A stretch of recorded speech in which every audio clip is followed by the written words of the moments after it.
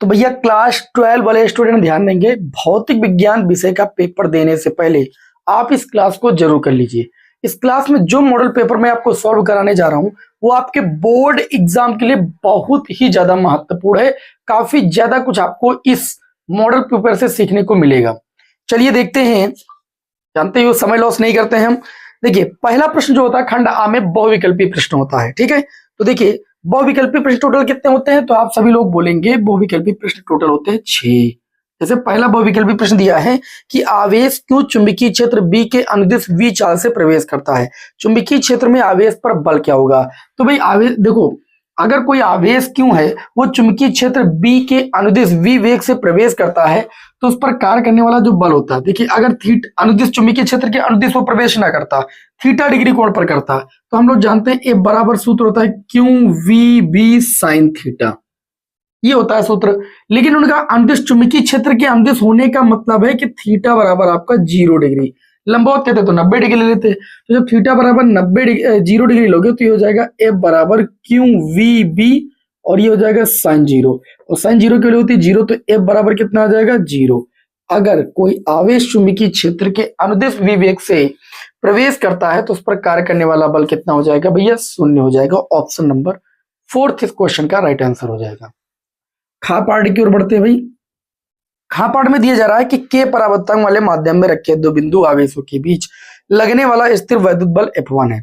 यदि माध्यम बदल दें तो परावर्तक बदल जाएगा, तो उनके बीच जो स्थिर वैद्युत बल होता है वो F2 हो जाता है। माध्यम का परावर्तक क्या होगा, ध्यान से समझिएगा। पहली कंडीशन में बल F1 कार्य कर रहा है, सूत्र होता है 1/4 पाई एप्सिलॉन नॉट के।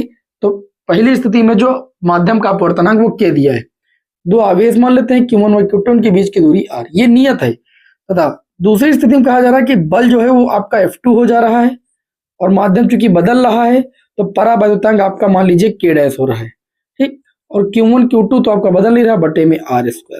अब ऐसा होने पर उन्होंने कहा है कि जो माध्यम बदलते हैं तो उसका तो परावैद्युतांक जो होता है उसकी वैल्यू बताइए, मतलब k डैश की वैल्यू बताना है।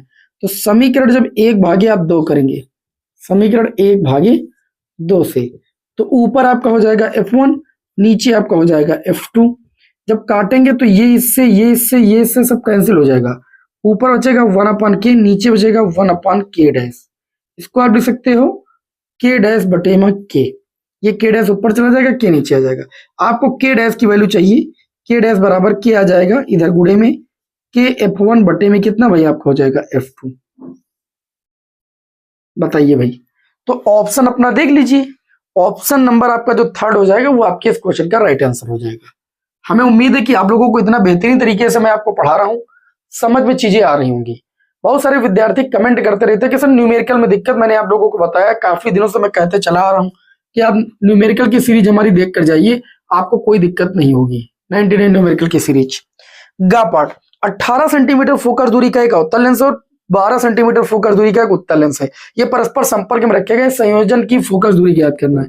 एक लेंस की फोकस दूरी 18 है जो कि अवतल सेंटीमीटर है तो माइनस का हो जाएगा। दूसरा लेंस उत्तल है जिसकी फोकस दूरी 12 सेंटीमीटर। संयोजन की फोकस दूरी आपको f चाहिए। तो सूत्र पढ़ा आप लोगों ने 1/f बराबर होता है 1/f1 प्लस 1/f2। तो 1/f बराबर 1/f1 की बात करें तो -18, f2 की बात करें तो ये 12 हो जाएगा। 1/f बराबर 18, 12 में एलसीएम आपको मिल जाएगा 36। 18 दूना 36 होता है, 2 1 कम 2, 12 3 36 होता है, 3 1 कम 3, तो 1/, ये आपका 36 हो जाएगा। गुणा करेंगे भाई तो f बराबर आपका आ जाएगा 36 सेंटीमीटर।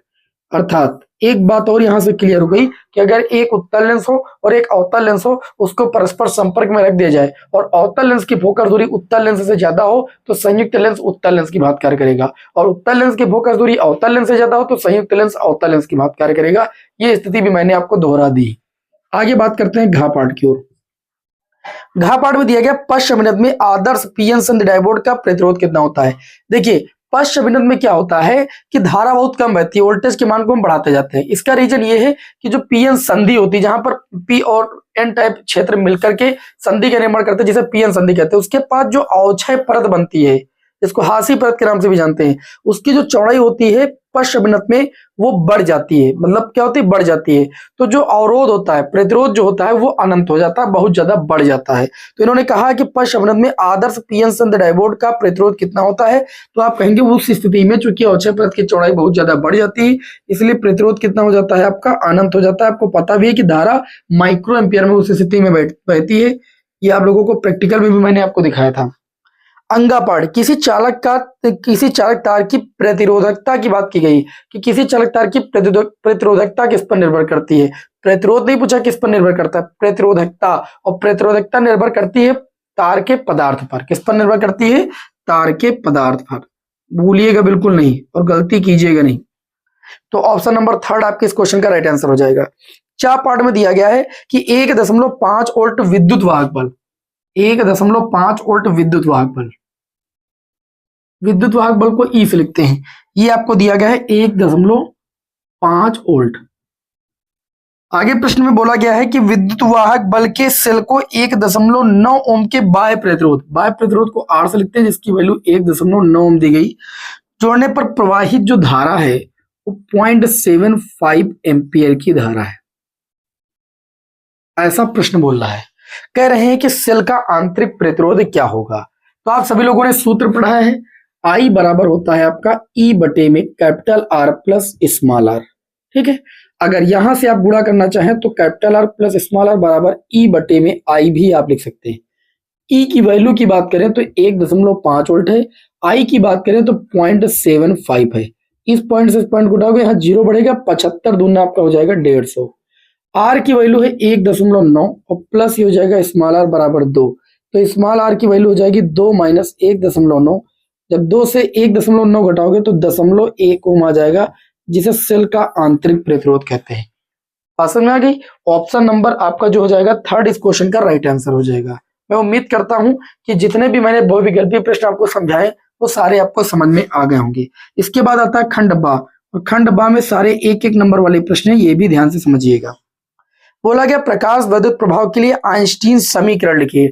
तो आप सभी लोगों ने पढ़ा है कि आइंस्टीन साहब ने कहा था कि जो प्रकाश होता है ऊर्जा के छोटे छोटे पैकेटों या बंडलों के रूप में चलता है। ठीक है, और एक फोटॉन की ऊर्जा h होती है। जब ये फोटॉन जा करके किसी धातु की सतह पर आपतित होता है, धातु के अंदर उपस्थित जो इलेक्ट्रॉन होते हैं उनको ये अपनी एनर्जी h दे देता है। और जो ये h एनर्जी जो दे देता है, ये एनर्जी पा करके कौन, इलेक्ट्रॉन पा करके दो प्रकार से व्यय करता है।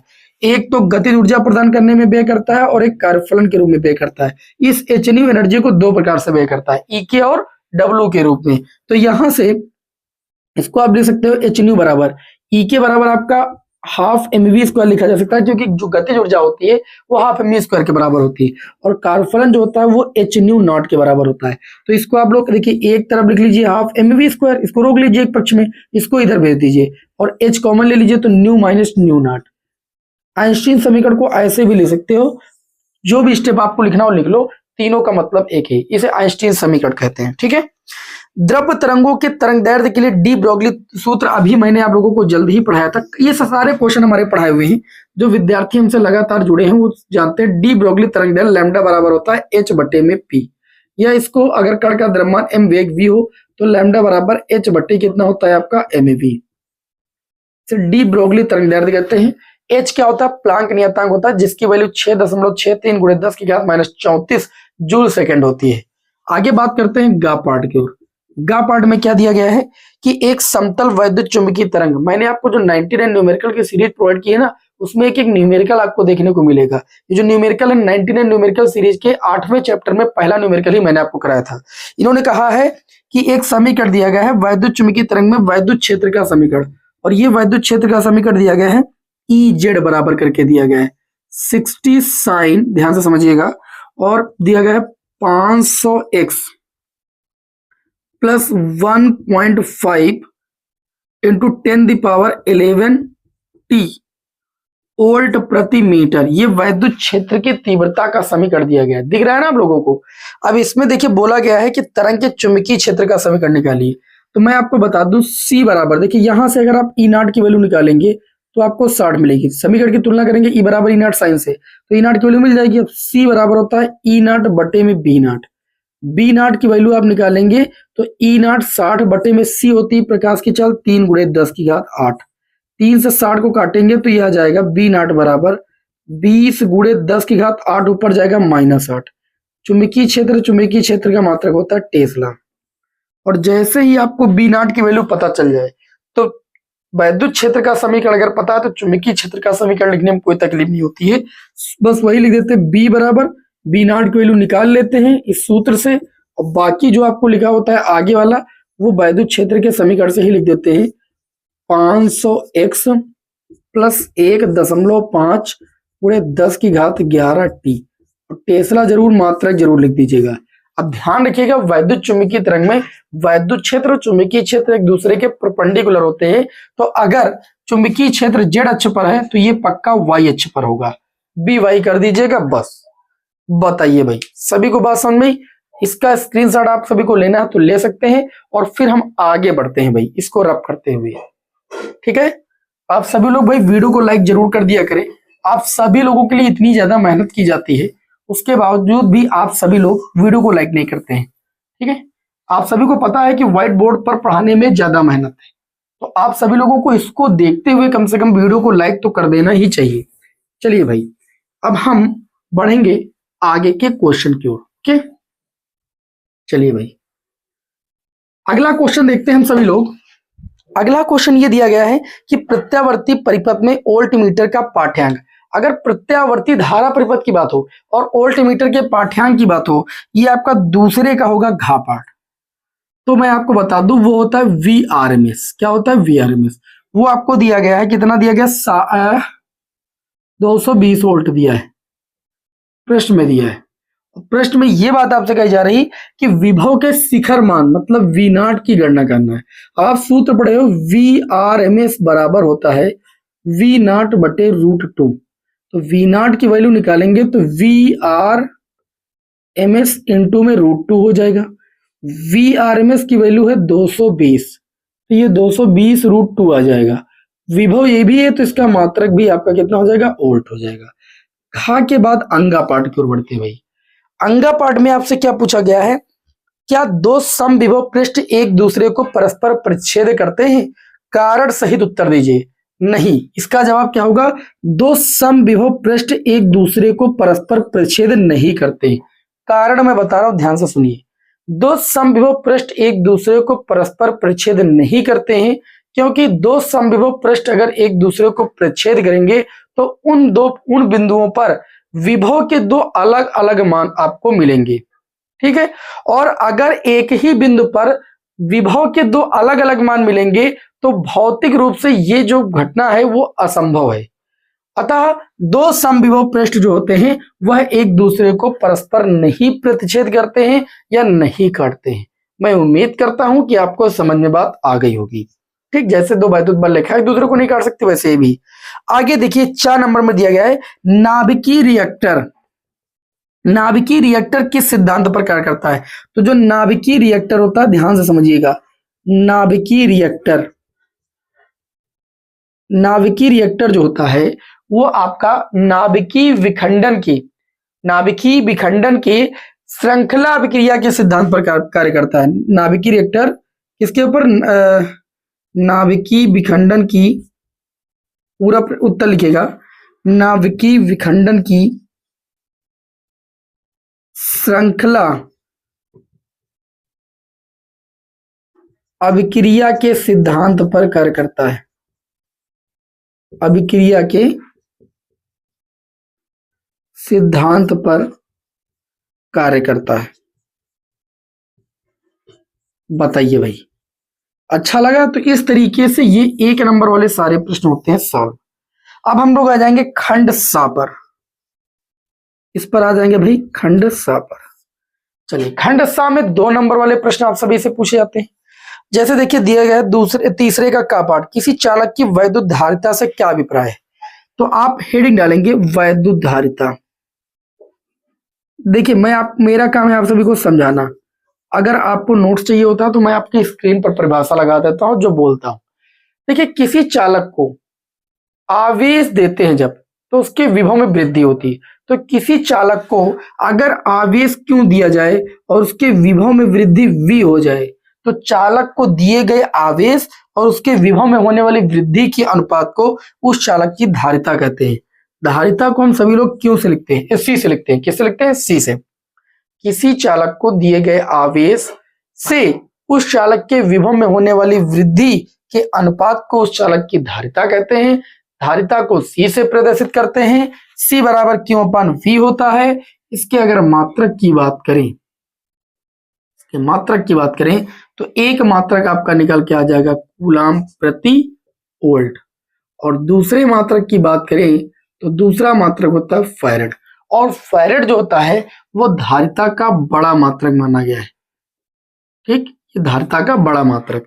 अगर हम छोटे मात्रक की बात करें तो माइक्रोफैरेड, ठीक है, माइक्रोफैरेड या ना लिखिए, माइक्रोफैरेड और पिकोफैरेड, ये जो हैं वो धारिता के छोटे मात्रक।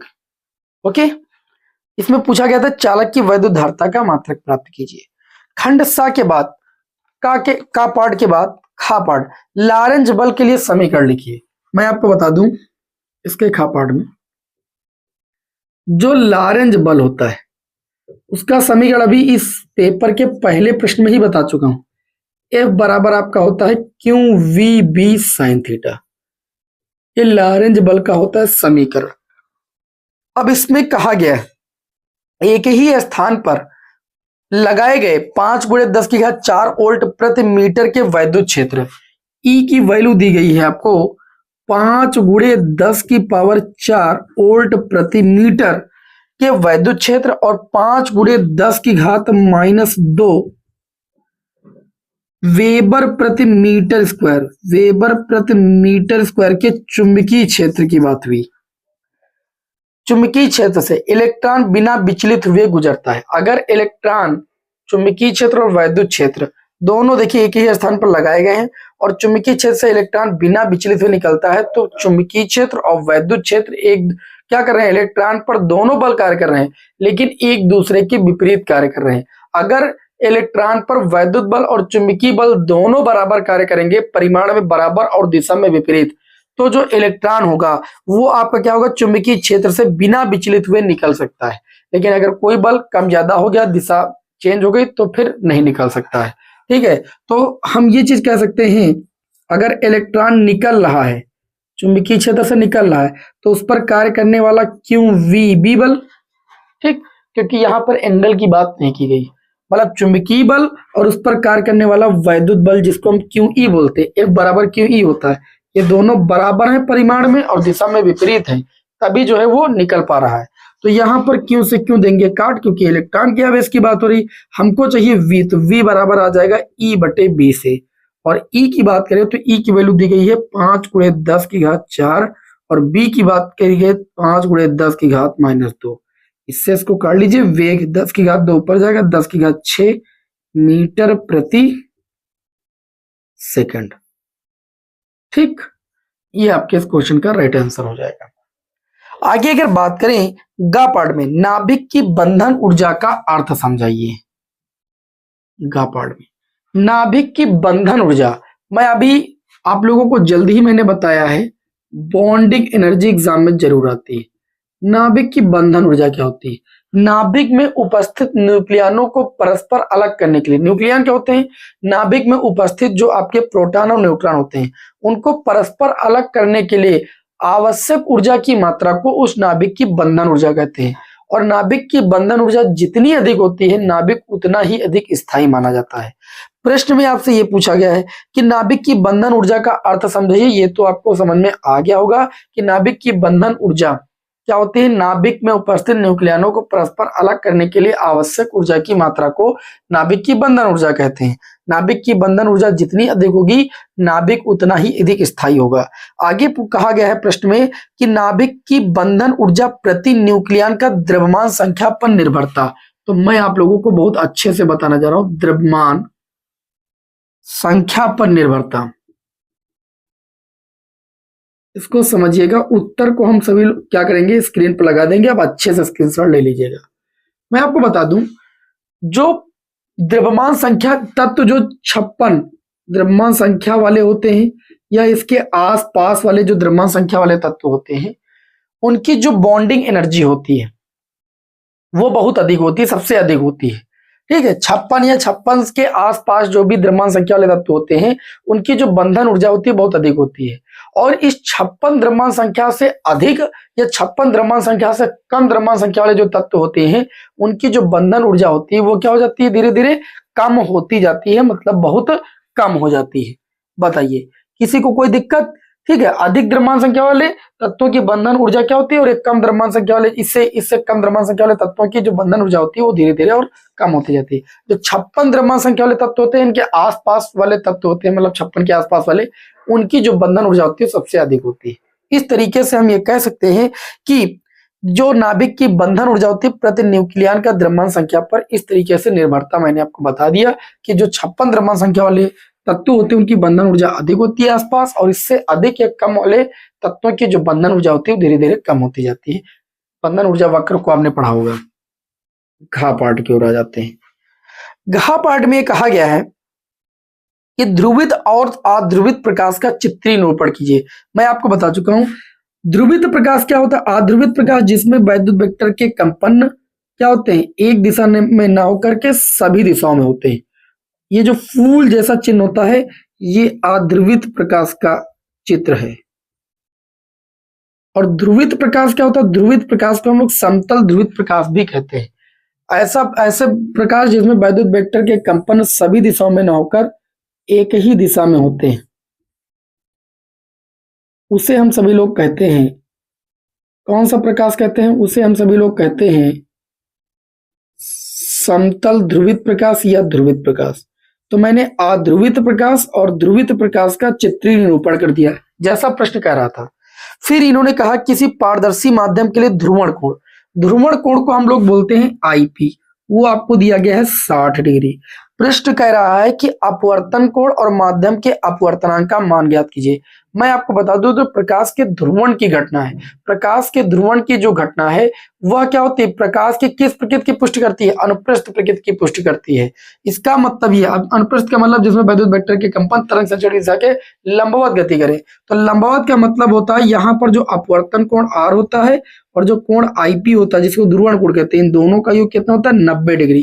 क्योंकि जो प्रकाश के ध्रुवण की जो घटना होती है वो प्रकाश के अनुप्रस्थ प्रकृति की पुष्टि करती है, अर्थात इन दोनों का योग कितना होता है 90 डिग्री आपका होता है। अब यहाँ पर आपको स्मॉल आर की वैल्यू की गणना करनी है। आईपी की आपकी वैल्यू दी गई 60 डिग्री बराबर 90 डिग्री, तो अपवर्तन कोण आ जाएगा आपका 90 से 60 जाएगा 30 डिग्री। लेकिन इसके अलावा आपसे एक बात और पूछी गई है, और क्या पूछी गई है, आपसे पूछा गया माध्यम के अपवर्तनांक का मान ज्ञात कीजिए। अब आप लोगों ने पढ़ा होगा ब्रूस्टर का नियम, ये आ गया था पिछली बार भी और लोग कहते हैं सिलेबस नहीं। ब्रूस्टर के नियम से आप लोगों ने पढ़ा है, ब्रूस्टर के नियम में ये बात भी आप लोगों ने पढ़ी है।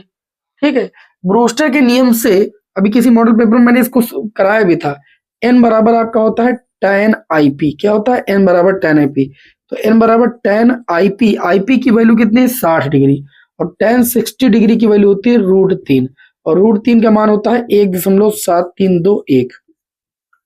तो इस तरीके से प्रश्न जो भी कह रहा था अपवर्तन कोण और अपवर्तनांक, तो हमने दोनों वैल्यू आप सभी लोगों के समक्ष निकाल दी। बताइए भाई बात समझ में आई कि नहीं समझ में? क्वेश्चन नंबर 4 का पार्ट देखते हैं। क्वेश्चन नंबर 4 का जो का पार्ट दिया गया है इसमें पूछा गया दिए गए वैद्युत चुंबकीय तरंगों में सबसे लंबी तरंग दैर्ध्य और उच्चतम आवृत्ति वाली तरंगों के नाम लिखिए। और तरंगों का नाम भी दिया गया, सूक्ष्म तरंगे, एक्स किरण, रेडियो तरंगे एवं गामा किरणें। विस्थापन धारा से क्या तात्पर्य, साथ में ये भी आपसे पूछा गया है। चौथे का ये का पार्ट है और ये 3 नंबर का प्रश्न है।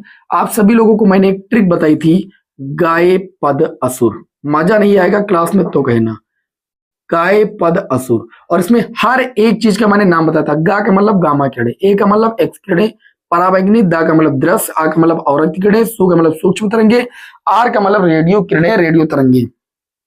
ये जो क्रम है, ये जो ऐसे लिखा गया, ये तरंग दैर्ध्य का बढ़ता क्रम है। किसका बढ़ता क्रम है? तरंग दैर्ध्य का बढ़ता क्रम और आवृत्ति का घटता क्रम है।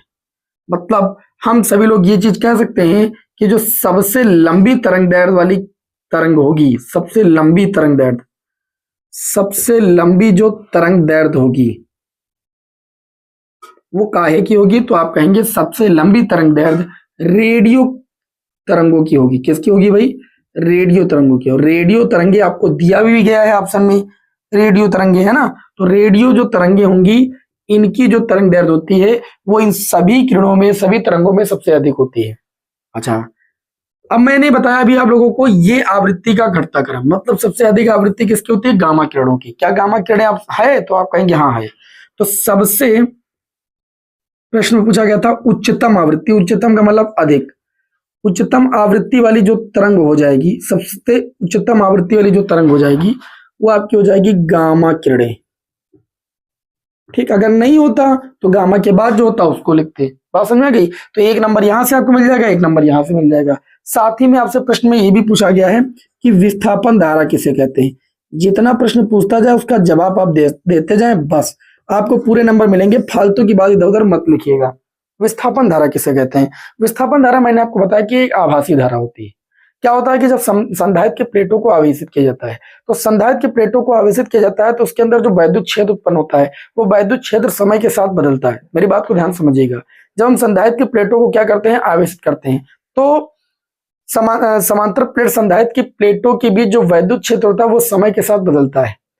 वैद्युत क्षेत्र के परिवर्तन के कारण उसके अंदर एक चुंबकीय क्षेत्र उत्पन्न होता है। और हम सभी लोग जानते हैं चुंबकीय क्षेत्र केवल दो ही कंडीशन में उत्पन्न होता है, या तो गतिमान आवेश के कारण और या तो किसी चालक में धारा प्रवाहित हो रही है तो उसके चारों ओर चुंबकीय क्षेत्र उत्पन्न होता है। आप सभी को पता है, ठीक है। तो अगर चुंबकीय क्षेत्र वहां पर उत्पन्न हुआ है तो जाहिर सी बात वहां पर कोई ना कोई धारा बह रही है, ऐसा प्रतीत होता है। और इसी धारा को हम सभी लोग आभासी धारा या विस्थापन धारा के नाम से जानते हैं। और विस्थापन धारा को हम सभी लोग आईडी से व्यक्त करते हैं, क्योंकि डी का मतलब डिस्प्लेसमेंट करंट होता है। इसका सूत्र होता है आईडी बराबर epsilon naught D phi E और बटे में कितना होता है? D T. ये डिस्प्लेसमेंट करंट का आपका क्या होता है? सूत्र, यानी विस्थापन धारा का सूत्र होता है। पसंद में कि नहीं समझ में? विस्थापन धारा और चालन धारा के बीच अगर कलांतर आपसे पूछा जाए तो 90 डिग्री आपको बताना। ये क्वेश्चन एग्जाम में कई बार पूछा जा चुका है। विस्थापन धारा और चालन धारा के बीच कलांतर कितना होता है भाई? 90 डिग्री होता है। ये प्रश्न भी मैंने आपको यहाँ पर याद करा दिया। अब हम बढ़ते हैं चौथे के खा पाठ की ओर। चौथे के खा पाठ में दिया गया परमाणु की स्थायी कक्षा से क्या अभिप्राय है। सभी लोगों को पता है स्थायी कक्षाएं। स्थायी कक्षाएं कौन सी कक्षाएं होती है? स्थायी कक्षाएं वे कक्षाएं होती हैं जिसमें इलेक्ट्रॉन जो होता है वो ऊर्जा का उत्सर्जन नहीं करता है। सिंपल शब्दों में अगर हम कहना चाहें तो बोहर साहब ने रदरफोर्ड की कमियों को दूर करने के लिए 3 परिकल्पना दी थी। पहली परिकल्पना यह दी थी कि इलेक्ट्रॉन सभी कक्षाओं में नहीं घूम सकते। इलेक्ट्रॉन केवल उन्हीं कक्षाओं में घूम सकते हैं, नाभिक के चारों ओर उन्हीं कक्षाओं में घूम सकते हैं जिनमें उनका कोणीय संवेग h/2π का पूर्ण गुणज हो। इलेक्ट्रॉन का द्रव्यमान m, वेग v और वृत्तीय पथ की त्रिज्या r हो तो उनका कोणीय संवेग mvr होता है। और mvr बराबर आपका होता है nh/2π। आप सभी को पता है कि जो n होता है वो मुख्य क्वांटम संख्या होती है, h जो होता है वो प्लांक नियतांक होता है जिसकी वैल्यू 6.6 × 10⁻³ जूल सेकंड होती है। ठीक है, कभी कभी एग्जाम में h प्लांक नियतांक का मात्रक या बीमा भी पूछ ली जाती है, तो बार बार वैल्यू लिखो तो मात्रक जरूर ध्यान रखे रहो। तो स्थायी कक्षाएं क्या होती है? तो आप कहेंगे बोहर साहब ने बताया कि इलेक्ट्रॉन सभी कक्षाओं में नहीं घूम सकते, इलेक्ट्रॉन केवल उन्हीं कक्षाओं में घूम सकते हैं जिनमें उनका कोणीय संवेग h/2π का पूर्ण गुणज होता है। इन कक्षाओं को हम सभी लोग क्या कहते हैं? स्थायी कक्षाएं कहते हैं। क्या कहते हैं भाई? स्थायी कक्षाएं कहते हैं। और स्थायी कक्षाओं में इलेक्ट्रॉन ऊर्जा का उत्सर्जन नहीं करता है। ऐसे भी आप परिभाषा दे सकते हैं कि नाभिक के चारों ओर वे कक्षाएं जिसमें इलेक्ट्रॉन ऊर्जा का उत्सर्जन नहीं करते हैं, ऐसी कक्षाओं को हम सभी लोग क्या कहते हैं? स्थायी कक्षाएं कहते हैं। अब स्थायी कक्षा की परिभाषा पूछी गई थी तो ये मैंने आपको बता दिया। आगे बढ़ते हैं, लेकिन इसी में और भी आपसे बात पूछी जा रही है। अब ये इतना लिखेंगे 1 नंबर आपको मिल जाएगा। हाइड्रोजन परमाणु की स्थायी कक्षा में इलेक्ट्रॉन की ऊर्जा का सूत्र निम्नलिखित करना है। आप लोगों को कुछ बातें पहले से समझना होगा। कौन सी बातें समझना होगा? जैसे वृत्तीय पथ की त्रिज्या, आपको भी यहाँ पर त्रिज्या का सूत्र निकालना होगा। जैसे ये नाभिक है तो नाभिक का जो आवेश होता है वो कितना होता है? Ze होता है, Z परमाणु क्रमांक होता है। और इलेक्ट्रॉन इसके क्या होता है भाई? जो कक्षाएं होती है उसमें मूव करता है। इसकी वृत्तीय पथ की त्रिज्या को अगर r मान लें, पहली बात तो एक बात ध्यान से समझिएगा, इलेक्ट्रॉन नाभिक के चारों ओर चक्कर लगाता है। चक्कर लगाएगा तो इसको आवश्यक अभिकेंद्र बल कहां से प्राप्त होगा? आवश्यक जो अभिकेंद्र बल होगा, इसके बीच लगने वाला अभिकेंद्र बल mv²/r, ये अभिकेंद्र बल का फार्मूला होता है। ये आवश्यक अभिकेंद्र बल नाभिक और इलेक्ट्रॉन के बीच जो बल कार्य करेगा, कौन सा बल कार्य करेगा? वैद्युत बल कार्य करेगा। क्यों? क्योंकि भैया ये भी एक आवेश है, ये भी आवेश है, दोनों आवेशों के बीच कौन सा बल कार्य करता है? वैद्युत बल, जिसे कूलाम कुलामी बल कहते हैं। कुलामी बल क्या होता है? 1/4 पाई एप्सिलॉन नॉट, दोनों आवेशों का मल्टीपल जेड ई इंटू में ई और बटे में उनके बीच की दूरी का वर्ग। अब एक आर से एक आर हो जाता है कैंसिल, तो ये आ जाता है mv² भाई, ध्यान से समझिएगा, mv² बराबर 1/4 पाई एप्सिलॉन नॉट जेड ई का गुणा ई स्क्वायर बटे में आर। इसको हम लोग मान लेते हैं समीकरण 1। इलेक्ट्रॉन नाभिक के चारों ओर जब चक्कर लगाता है तो चक्कर लगाते समय उसको जो अभिकेंद्र बल मिलता है यानी mv²/r जो मिलता है वो इलेक्ट्रॉन और नाभिक के बीच लगने वाले वैद्युत बल से प्राप्त होता है। तो मैंने इलेक्ट्रॉन और नाभिक के बीच लगने वाले वैद्युत बल जो होता है उसको मैंने अभिकेंद्र बल के बराबर दिखा दिया, तो हमको एक इक्वेशन मिल गई। तथा अभी हम लोगों ने इलेक्ट्रॉन का कोणीय संवेग पढ़ा कि इलेक्ट्रॉन कॉलोनी कक्षाओं में चक्कर लगा सकता है जिनमें उनका कोणीय संवेग h/2 का पूर्ण गुणज हो। तो इलेक्ट्रॉन का जो कोणीय संवेग होता है वो mvr होता है। कितना होता है? mvr बराबर कितना होता है? तो आप कहेंगे nh/2 होता है। कितना होता है? nh/2। इसको मान लेंगे समीकरण 2। अब हमको समीकरण 1 और 2 को हल करना है। आप कैसे भी हल कीजिए, समीकरण 1 और 2 को ही आपको हल करना है, ठीक है। तो यहाँ पर बहुत ध्यान से समझिएगा, आपको सबसे पहले त्रिज्या का व्यंजक निकालना है। किसका व्यंजक निकालना है? त्रिज्या का। तो एक आप काम कर सकते हैं, क्या काम कर सकते हैं? काम ये कर सकते हैं कि समीकरण 2 को वर्ग कर दीजिए, समीकरण 2 का वर्ग भागे 1 कर दीजिए। देखिए क्या आपको मिलने वाला है। मैं इससे क्या फायदा पाऊंगा, ध्यान समझिए। इसका वर्ग करेंगे तो ये m² v² r² हो जाएगा। इससे हम इसको भाग करेंगे तो ये हो जाएगा mv²। कोई समस्या? कोई समस्या नहीं। इधर आप देखिएगा समीकरण 2 का वर्ग किया गया तो ये n² h² बटे में ये आपका हो जाएगा 4 पाई²। इसकी वैल्यू आपकी थी 1/4 pi epsilon not Z E square बटे में r। पहले बात ध्यान से समझिएगा, देखो यहां पर हम लोग क्या कर रहे हैं कि जो इलेक्ट्रॉन नाभिक के चारों ओर स्थायी कक्षाओं में जब चक्कर लगा रहा होता है, ठीक है, तो चक्कर लगा रहा होता है तो उसकी हम एनर्जी भी अभी निकालेंगे। और इलेक्ट्रॉन को आपको पता है कि बाहर से एनर्जी मिलती है तो वह निम्न कक्षा को छोड़ करके उच्च कक्षा में भी चला जाता है। बहुत ज्यादा डिटेलिंग से आपको नहीं पढ़ना है क्योंकि क्वेश्चन में यहाँ पर इतना ही पूछा गया है कि ऊर्जा का व्यंजक निकालिए। ऊर्जा का व्यंजक निकालने के लिए आपको त्रिज्या तो चाहिए ना, तो त्रिज्या आपको निकालनी पड़ेगी। देखिए ध्यान से कैसे, तो मैं त्रिज्या पहले निकाले दे रहा हूं आप लोगों के समक्ष। जब इसको काटेंगे तो ये m से m कैंसिल हो जाएगा, v² से v² कैंसिल हो जाएगा, ऊपर एक m बचेगा और r² बचेगा। कोई दुविधा वाली बात नहीं। हम सभी लोग जानते हैं ये 4 पाई से 4 पाई कैंसिल हो जाएगा, यहां पर एक पाई बचेगा आपका, ठीक है। अब ये आपका हो जाएगा n² h² और बटे में ये आपका पाई हो जाएगा। गुणे में नीचे वाली चीज ऊपर चली जाएगी एप्सिलॉन नॉट r बटे में कितना हो जाएगा? तो आप कहेंगे जेड ई स्क्वायर। मैं आपको चीज बताऊं, एक r से एक r कैंसिल हो जाएगा, ये हो जाएगा r बराबर एक m जो है वो उसको हम बटे में लेकर चले जाएंगे, वो आपका हो जाएगा n² h² बटे में ये m आ जाएगा m पाई जेड ई स्क्वायर। ये इलेक्ट्रॉन की वृत्तीय पथ की त्रिज्या का व्यंजक हो गया। अगर व्यंजक निकालने के लिए कहता तो आप निकाल लेते, लेकिन क्वेश्चन में देखिए क्या बोला गया। क्वेश्चन में बोला गया है कि ऊर्जा का सूत्र निगमित करना है। मैं आपको बता दूं, इलेक्ट्रॉन जब नाभिक के चारों ओर वृत्तीय पथ में चक्कर लगाता है तो इलेक्ट्रॉन की जो ऊर्जा होती है, ध्यान से समझिएगा, इलेक्ट्रॉन की जो कुल ऊर्जा होती है वो उसकी गतिज ऊर्जा और स्थितिज ऊर्जा के योग के बराबर होती है। इलेक्ट्रॉन की जो ऊर्जा ई हो जाएगी, गतिज ऊर्जा का सूत्र होता है mv², स्थितिज ऊर्जा का सूत्र होता है 1/4 पाई, दोनों आवेशों का मल्टीपल चिन्ह सहित। इलेक्ट्रॉन का आवेश हो जाएगा -e और नाभिक का आवेश हो जाएगा प्लस का Ze बटे में दोनों के बीच की दूरी r। दूरी का यहाँ पर वर्ग नहीं होता क्योंकि स्थितिज ऊर्जा की बात हुई। ध्यान से आप बात को समझिएगा।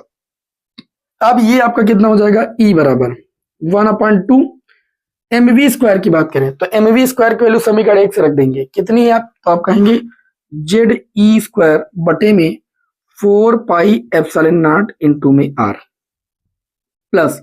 अब देखिए यहाँ पर प्लस लगाने की कोई जरूरत नहीं, कारण भाई यहाँ पर देखिए माइनस, प्लस माइनस का गुणा माइनस हो जाएगा। 1 कितना हो जाएगा? 4 पाई एप्सिलॉन नॉट और ऊपर हो जाएगा जेड ई स्क्वायर बटे में r। अब आपको इसे क्या करना है? सॉल्व करना है। सॉल्व करना बहुत आसान है, ध्यान से बुद्धि का प्रयोग कीजिए। 4 दूनी 8 हो जाएगा। सेम चीज लिखिए, जेड ई स्क्वायर ऊपर भी, 4 पाई एप्सिलॉन नॉट r नीचे भी, यहाँ पर भी, बस यहाँ पर 8 लिखा हुआ, ठीक। अगर आप एलसीएम लेना चाहेंगे तो 8 पाई एप्सिलॉन नॉट r आपको कॉमन मिल जाएगा। जब 8 कॉमन लेंगे आप तो ऊपर आपका कितना हो जाएगा? तो आप ये चीज कह सकते हैं, देखिए भाई एक काम कर दीजिए ना, मैं आपको एक और सिंपल तरीका बताता हूँ। इसमें कॉमन ही ले लीजिए आप। कितना कॉमन ले लेंगे आप? तो आप कहेंगे हम जेड ई स्क्वायर बटे में 4 pi epsilon not r common ले लेंगे। तो ब्रैकेट में बचेगा 1/2 माइनस 1, यही तो बचेगा। 1/2 से अगर 1 को घटाएंगे तो माइनस का आधा बचेगा। तो ई बराबर आप लिख सकते हैं माइनस का ZE² बटे में 2 बचेगा। 2 का मतलब 8 पाई एप्सिलॉन नॉट r। यहां पर आप देख सकते हैं स्थायी कक्षा में इलेक्ट्रॉन की ऊर्जा का व्यंजक आ चुका है। अगर यहाँ पर देखें तो सारी वैल्यू नियत है, हमको त्रिज्या के साथ संबंध बताना था, तो हम कह सकते हैं इलेक्ट्रॉन की जो ऊर्जा होती है वृत्तीय पथ की त्रिज्या के क्या होती है, व्युत्क्रमानुपाती होती है। क्वेश्चन जैसा बोला गया वैसा मैंने करने की कोशिश की है। क्वेश्चन में क्या बोला गया था कि हाइड्रोजन परमाणु की स्थायी कक्षा में इलेक्ट्रॉन की ऊर्जा का सूत्र निगमित कर, तो मैंने इलेक्ट्रॉन की ऊर्जा का सूत्र का निगमन किया है। वैसे तो वैल्यू ये वाली जो आर वाली वो यहाँ पर रखी जाती है, लेकिन मैं रख नहीं रहा हूं, मैंने निकाल के आपको बता दिया है, क्योंकि ये इसी के साथ ही होता था, इसलिए मैंने निकाल के बता दिया। इसको मैं नहीं करता तब भी कोई दिक्कत वाली बात नहीं थी, ठीक है। लेकिन उनका इसका इलेक्ट्रॉन की कक्षा की त्रिज्या से संबंध का उल्लेख कीजिए। इलेक्ट्रॉन की कक्षा ये है, इसके साथ संबंध दिखाना, तो इस आर की वैल्यू को यहाँ पर रख सकते हैं, एक रिलेशन भी आ जाएगा। नहीं, बाकी इतना ठीक है। जो एनर्जी होती है वो वृत्तीय पथ की त्रिज्या इलेक्ट्रॉन की त्रिज्या के व्युत्क्रमानुपाती होती है, ठीक है। चलिए भाई, समझ में बात आ गई कि नहीं आ गई। अब अगला जो है गापड़, चुंबकीय द्विध्रुव को परिभाषित कीजिए। आगे आपसे ये पूछा गया है कि चुंबकीय द्विध्रुव को परिभाषित कीजिए। क्या आप चुंबकीय द्विध्रुव जानते हैं? जब आप वैद्युत द्विध्रुव जानते होंगे तो चुंबकीय द्विध्रुव भी जानते होंगे। इसे आप कर दो भाई। चलिए भाई, वैद्युत द्विध्रुव में आप लोगों ने क्या पढ़ा था? परिमाण में समान और प्रकृति में विपरीत आवेश जो होते हैं क्या होते हैं, एक दूसरे से जब अल्प दूरी पर रखे होते हैं तो एक द्विध्रुव का निर्माण करते हैं, जिसे हम लोग वैद्युत द्विध्रुव कहते हैं। यहां पर आवेश नहीं रखे होते हैं, यहां पर दो प्रबल सामर्थ्य के क्या होते हैं, ध्रुव होते हैं, दो ध्रुव होते हैं। ध्यान से समझिएगा, एक N और एक S। मैं आपको समझाने की कोशिश करता हूं। यहाँ -M होता है, यहाँ +M होता है। ध्रुव प्रबल इन्हें बोलते हैं। क्या बोलते हैं, मैं लिख देता हूं यहाँ पर, ध्रुव प्रबल बोलते हैं। तो परिभाषा आपकी अभी मैं आपको समझा रहा हूं। ये गा पार्ट है, आप हेडिंग लगाएंगे चुंबकीय द्विध्रुव। क्या हेडिंग लगाएंगे? चुंबकीय द्विध्रुव।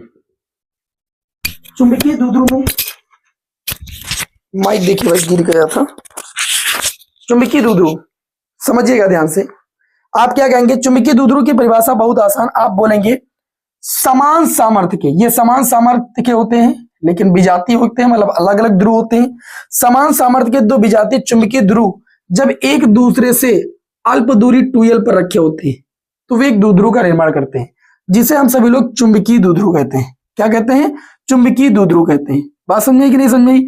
अब चुंबकीय द्विध्रुव को उदाहरण जैसे आपको लिखना है तो आप सभी लोग लिख सकते हैं, जैसे दंड चुंबक।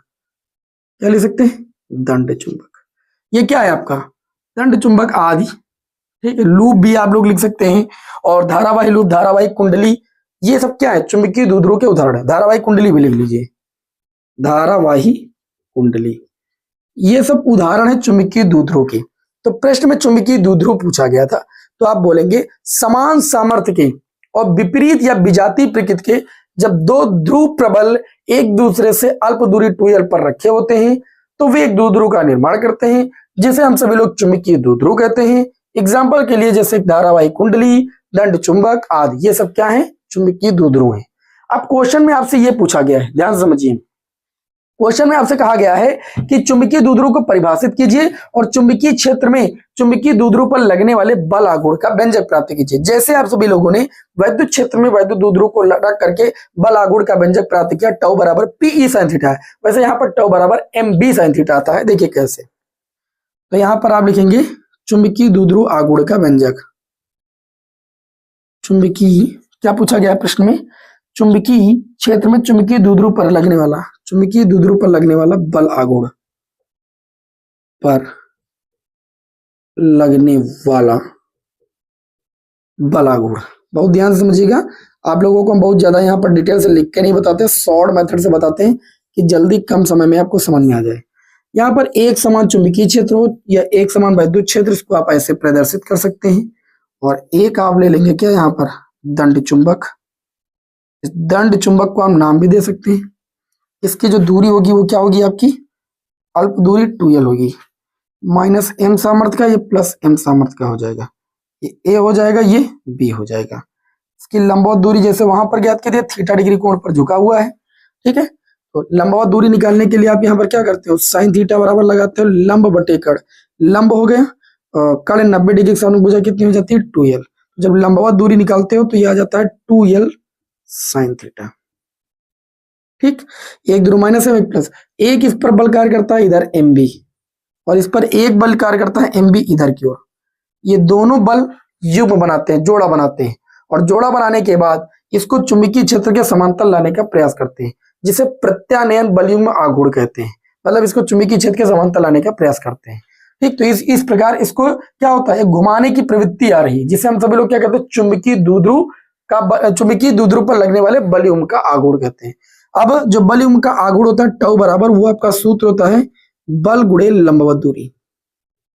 क्या होता है, टाउ बराबर बल गुणे लंबवत दूरी। इस पर जो बल कार्य कर रहा है, कौन सा बल कार्य कर रहा है, तो आप कहेंगे mb। लंबवत दूरी की बात करें, अभी मैंने यहाँ पर लगाया sin थीटा बराबर, तो लंब की वैल्यू आ गई है 2l sin थीटा। क्या आ गई भाई, 2l sin थीटा। जिस तरीके से हमने वैद्युत द्विध्रुव में पढ़ा था, दोनों आवेश और उनकी बीच की दूरी के गुणनफल को वैद्युत द्विध्रुव आघूर्ण कहते हैं, उसी तरीके से यहाँ पर जो चुंबकीय द्विध्रुव आघूर्ण होता है m बराबर, वो इन दोनों में से ध्रुव प्रबल में से एक ले लेते हैं और उनके बीच की दूरी का गुणनफल दिखाते हैं, तो हमें मिल जाता है चुंबकीय द्विध्रुव आघूर्ण। ठीक है, तो यहाँ पर देखिए टाउ बराबर mb, देखिए m गुणे में 2l पास कर लेंगे और इनटू में b sin थीटा अलग कर लेंगे। तो हमने बताया ना कैपिटल M बराबर, जब कैपिटल M जो होता है चुंबकीय द्विध्रुव आघूर्ण होता है, कैपिटल M बराबर होता है स्मॉल m इंटू में 2l, जहां स्मॉल m जो होता है ध्रुव प्रबल होते हैं, ठीक है, चुंबकीय द्विध्रुव के, तो इसके स्थान पर कैपिटल M लिख सकते हैं और b और sin थीटा। ये जो व्यंजक आता है चुंबकीय द्विध्रुव पर लगने वाले बलयुग्म के आघूर्ण का व्यंजक होता है, जो कि बहुत ही आसान भाषा में मैंने आपको करा दिया है। ठीक है, तो क्लास करने का यही लाभ मिलता है, अंदाजा आप लगा सकते हैं इस बात से। तो चुंबकीय द्विध्रुव को परिभाषित करना था, कर दिया। चुंबकीय क्षेत्र में चुंबकीय द्विध्रुव पर लगने वाले बल आघूर्ण का व्यंजक प्राप्त करा दिया। आगे बढ़ते हैं, दिए गए परिपथ की सहायता, सब एक न्यूमेरिकल आपसे पूछा गया है, ध्यान से समझिएगा। न्यूमेरिकल क्या पूछा गया, ध्यान से समझिए। यहां पर 100 ओम का प्रतिरोध लगा है, फिर यहां पर 50 ओम का प्रतिरोध लगा है। ठीक, फिर यहां पर चित्र को ध्यान से आप समझिएगा, एक बैटरी लगी हुई और इस बैटरी का वोल्टेज 4.75 वोल्ट है। ठीक, उसके बाद यहां पर आ जाइए, फिर यहां पर एक प्रतिरोध लगा है, ये आपका 75 ओम का है और ये आपका 50 ओम का है।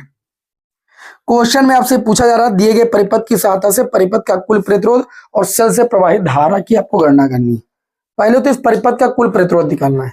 अब परिपथ का कुल प्रतिरोध कैसे आता है, परिपथ का कुल प्रतिरोध कैसे आता है, जब आपको श्रेणी क्रम और समांतर क्रम आता होगा तो परिपथ का कुल प्रतिरोध निकालने में आपको कोई तकलीफ नहीं होने वाली है।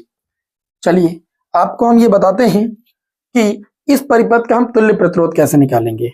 देखिए, अगर ध्यान से देखिए, 50 ओम, 75 ओम, 50 ओम, ये समांतर क्रम में है। तो समांतर क्रम में जब इन्हें लेंगे आप, तो 1/R1 बराबर 1/50 प्लस 1/75 प्लस 1/50, क्योंकि सूत्र होता है 1/R बराबर 1/R1 plus 1/R2 plus 1/R3। 1/R1 बराबर, यहाँ पर देखिए एलसीएम आपको मिल जाएगा 150, 50 दूना 50 3 150, 3 एक कम 3, 75 दूना 2 एक कम 2, 50 3 और 3 एक कम 3, 3 3 6 2 8 बटे में कितना 150। R1 की वैल्यू आ जाएगी 150 बटे में 8 ओम। मतलब हम ये कह सकते हैं कि इन तीनों का तुल्य प्रतिरोध जो आएगा 150 बटे 8 ओम आएगा। अब ये जो 150 बटे 8 ओम बनेगा वो इसके साथ हो जाएगा श्रेणी क्रम में। तो जब हम कुल प्रतिरोध निकालेंगे, कुल प्रतिरोध, तो कुल प्रतिरोध R बराबर R1 प्लस R2 150 बटे 8, इसके साथ श्रेणी क्रम में कौन ले लेंगे 100 ओम का प्रतिरोध। तो R बराबर आ जाएगा 800 और 150 950 बटे में कितना 8 ओम। ये परिपथ का आ जाएगा कुल प्रतिरोध। क्वेश्चन में बोला गया था कि परिपथ का कुल प्रतिरोध निकालिए, साथ ही में परिपथ में प्रवाहित धारा। तो परिपथ में प्रवाहित धारा बराबर होता है V बटे में R। तो I बराबर परिपथ का V की वैल्यू है 4.75, R की वैल्यू आपकी आई है 950 और बटे में कितना आपका 8। I बराबर 4.75, 8 ऊपर चला जाएगा, बटे में 950 हो जाएगा, दशमलव हटाओगे 2 जीरो बढ़ जाएंगे, 475 दूना आपका 950 हो जाएगा, 200 हो जाएगा। 8 से काटेंगे, 8 दूनी 16, 8 पंच 40, आई बराबर 1/25। 1/25 का मतलब पॉइंट लगाइए, जीरो बढ़ाइए, जीरो बढ़ाइए, जीरो बढ़ाइए, 25 चौको 0.04 एम्पियर की धारा आपको मिल जाएगी। ये न्यूमेरिकल आपके बोर्ड एग्जाम में कितना आसान पूछा गया, वो भी 3 नंबर में। 3 नंबर के लायक ये क्वेश्चन नहीं था। लेकिन होता क्या है, कुछ क्वेश्चन अगर आपसे हल्के नहीं पूछे जाएंगे, कुछ क्वेश्चन आपसे हार्ड, तो फिर आपको हार्ड वाले प्रश्नों में समय कहां से मिलेगा, है ना। तो चलिए भाई आगे हम लोग बढ़ते हैं। भाई क्लास अच्छी लग रही है तो क्लास को लाइक कर दिया करें आप सभी लोग, इतनी देर की क्लास आप सभी लोगों के लिए रहती है। तो अगला जो क्वेश्चन है वो आपका है अंगा पाठ। अंगा पाठ में आपसे पूछा गया है कि खगोलीय दूरदर्शी क्या होता है। क्या पूछा गया है, खगोलीय दूरदर्शी क्या होता है। खगोलीय दूरदर्शी एक प्रकार का ऑप्टिकल इंस्ट्रूमेंट है, प्रकाशिक यंत्र है, जिसकी सहायता से दूर स्थित आकाशीय पिंडों में सूर्य, चंद्रमा, तारे इत्यादि को देखने के लिए इसका उपयोग किया जाता है। तो हम लोग कह सकते हैं खगोलीय दूरदर्शी एक ऐसा प्रकाशिक यंत्र है जिसकी सहायता से दूर स्थित आकाशीय पिंडों, चंद्रमा, तारे, सूर्य को देखने के लिए इसका इस्तेमाल, चंद्रमा, सूर्य, तारे इत्यादि को देखने के लिए हम क्या करते हैं, खगोलीय दूरदर्शी का इस्तेमाल करते हैं। फिर इसमें पूछा गया खगोलीय दूरदर्शी का किरण आरेख बनाइए जबकि अंतिम प्रतिबिंब अनंत बनता है। खगोलीय दूरदर्शी की आवर्धन क्षमता का व्यंजक होता है m बराबर, जब अंतिम प्रतिबिंब अनंत बनता है, FO/FE। FE जो होती है नेत्रिका लेंस की फोकस दूरी होती है, FO जो होता है वो अभिदृश्यक लेंस की फोकस दूरी होती है। और मैंने इसको बहुत अच्छे से पढ़ाया है। इसमें अभिदृश्यक लेंस जो होता है वो आगे बड़े द्वारक का होता है, इसको हम सभी लोग ऑब्जेक्टिव लेंस कहते हैं। क्या कहते हैं भाई, ऑब्जेक्टिव लेंस कहते हैं भाई, बहुत ध्यान से समझिएगा, ठीक है। और ये हो जाती है मुख्य अक्ष, और यहाँ पर आपका होता है नेत्रिका लेंस, आई लेंस से बोलते हैं, ठीक है। अब वस्तु चूंकि दूर स्थित वस्तु को देखना होता है, दूर स्थित वस्तु का मतलब अनंत से किरणें आ रही है, मतलब समांतर आनी चाहिए। तो एक किरण आती है ऐसे, एक किरण आती है ऐसे, दोनों किरणें समांतर आती हैं, ये मुड़ जाती है, ठीक है, ध्यान से समझिएगा। किरण जैसे ऐसे आती है, ये ऐसे मुड़ जाती है। अब ये किरण जो आ रही है ऐसे, थोड़ा ध्यान से समझिएगा, मैं इसको बता रहा हूँ। ये किरण जो ऐसे आ रही है, ये दोनों किरणें एक दूसरे को यहाँ पर काटती है, जहां पर काटती है वहां पर बनता है आई डैश। मतलब हम सभी लोग ये चीज कह सकते हैं ये जाएगी केंद्र से। देखो मैंने अलग थोड़ा कर दिया, इसको सही कर देते हैं। ये दोनों किरणें लेकिन समांतर आएंगी, इस चीज का ख्याल रखिएगा। मैं इसको दोबारा बना दे रहा हूँ, ठीक है। किरण आरेख का मतलब आप थोड़ा अच्छे तरीके से बनाइएगा, ठीक। एक किरण ऐसे आएगी और इसके समांतर एक किरण आएगी, वो ऐसे आएगी। दोनों किरणें एक दूसरे को यहाँ पर काटेंगे, यहाँ पर बनेगा प्रतिबिंब, ये बनेगा अभिदृश्यक लेंस द्वारा प्रतिबिंब, ठीक है। अब मेरी बात को ध्यान से समझिएगा।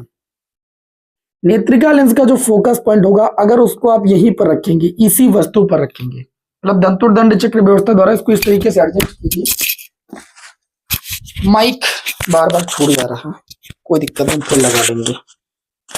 देखिए अब इसके द्वारा जो प्रतिबिंब बनता है वो इस नेत्रिका लेंस के लिए आभासी वस्तु का कार्य करता है। जब इस वस्तु को हम सभी लोग क्या करते हैं, इस लेंस के फोकस और प्रकाशिक केंद्र के बीच रखते हैं, तो क्या होता है, इसका हमें आभासी सीधा और वस्तु से बड़ा प्रतिबिंब मिलता है।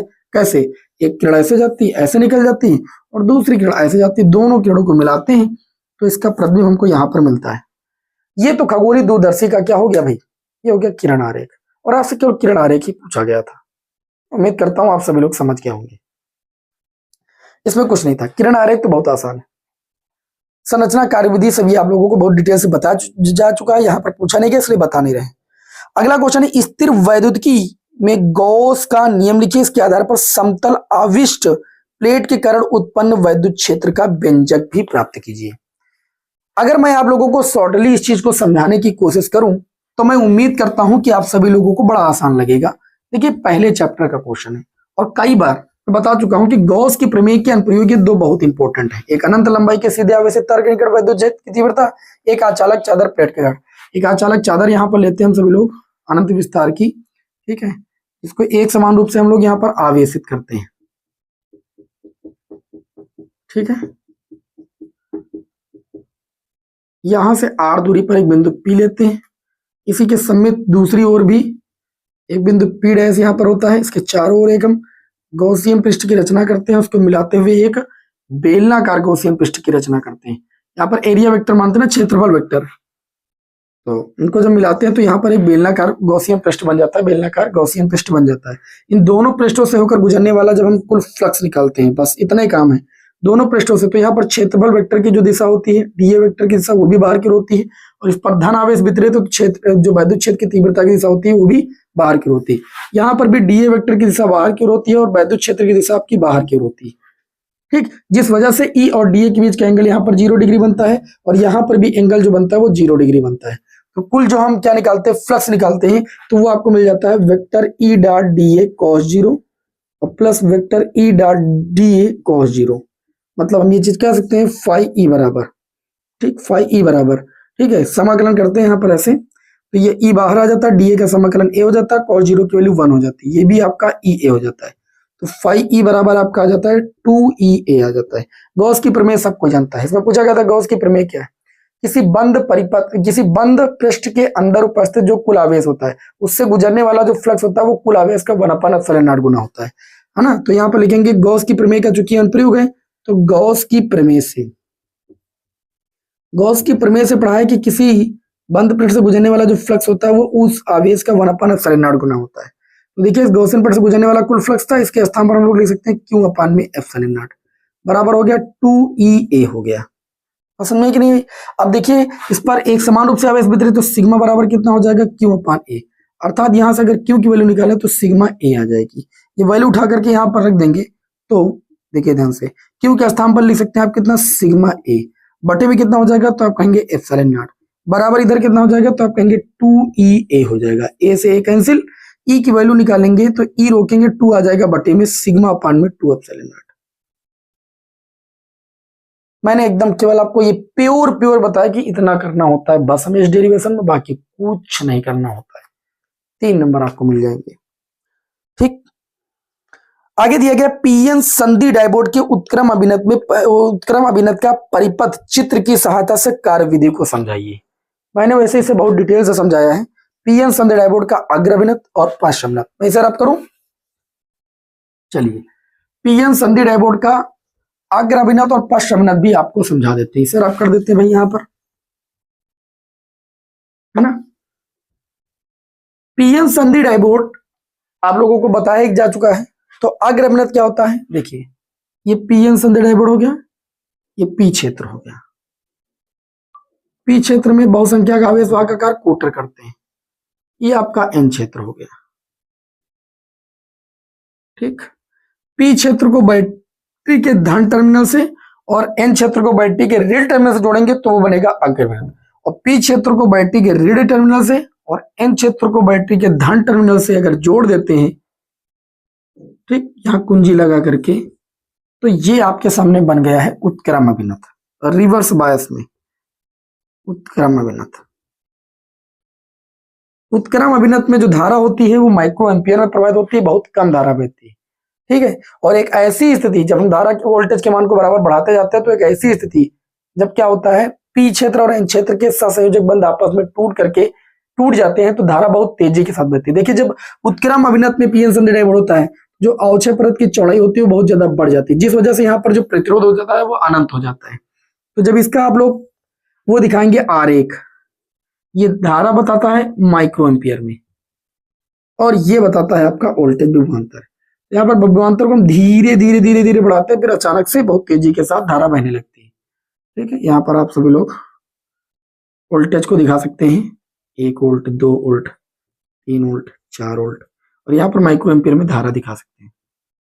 ये जो ग्राफ बना है ये ग्राफ है पश्च अभिनत यानी उत्क्रम अभिनत का, और यहाँ पर जो स्थिति होती है इसी स्थिति को हम लोग कहते हैं एवलांस भंजन की प्रक्रिया, या एवलांस भंजन की स्थिति यही है कि जब हम परिपथ में वोल्टेज के मान को बढ़ाते जाए और एक ऐसी स्थिति में कि जब क्या हो, पीएन संधि डायबोर्ड में धारा बहुत तेजी के साथ बहने लगी, उतनी टाइम क्या होता है कि सहसंयोजक बंध यहाँ पर टूट जाते हैं, जिस वजह से परिपथ में धारा बहुत तेजी के साथ बहती है, जिसे कंट्रोल करना मुश्किल होता है, और इसी स्थिति को हम लोग कहते हैं एवलांस भंजन की प्रक्रिया, और ये उत्क्रम अभिनत में ही देखने को मिलती है।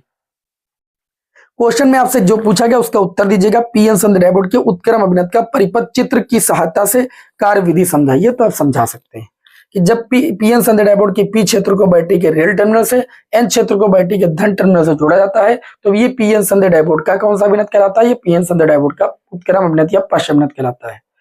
जब पीएन संधि डायबोर्ड क्या होता है, आप कार्यविधि में बताएंगे जब पीएन संदर्भ और पश्च अभिनय में होता है तो जो अवक्षय परत की चौड़ाई होती है वो बहुत ज्यादा बढ़ जाती है, जिस वजह से एन क्षेत्र के इलेक्ट्रॉन ना इधर जा पाते हैं ना पी क्षेत्र के कोटर इधर जा पाते हैं, जिस वजह से परिपथ में जो धारा होती है बहुत कम बहती है, मतलब नगण्य बहती है, माइक्रो एम्पियर में धारा बहती है। लेकिन लगातार निश्चित वोल्टेज बढ़ाने के साथ साथ एक स्थिति ऐसी आती है कि धारा इस परिपथ में बहुत तेजी के साथ बहना शुरू हो जाती है और इसी प्रक्रिया को हम लोग कहते हैं अवलांच भंजन की प्रक्रिया। ये इसका यहाँ पर ग्राफ है, ये इसकी परिपथ व्यवस्था है। कितना आसान था। प्रत्यावर्ती परिपथ में प्रतिबाधा और प्रतिघात में क्या अंतर होता है? एलसीआर में शक्ति गुणांक का सूत्र। अभी एलसीआर परिपथ को मैंने फिलहाल वैसे हाल ही में पढ़ाया था, लेकिन चलिए हम यहाँ पर कुछ छोड़ेंगे नहीं, आप लोगों को हर एक चीज बताते हैं। ठीक है, चलिए तो इसको रफ कर देते हैं हम और फिर एलसीआर परिपथ को अच्छे से समझते हैं। क्यों? हालांकि एलसीआर परिपथ तो मैं कई बार बता चुका हूं, क्वेश्चन में ज्यादा कुछ खास नहीं पूछा गया आपसे, है ना। लाइट कैसे डाउन पड़ गई भाई, अचानक से लाइट डाउन पड़ गई।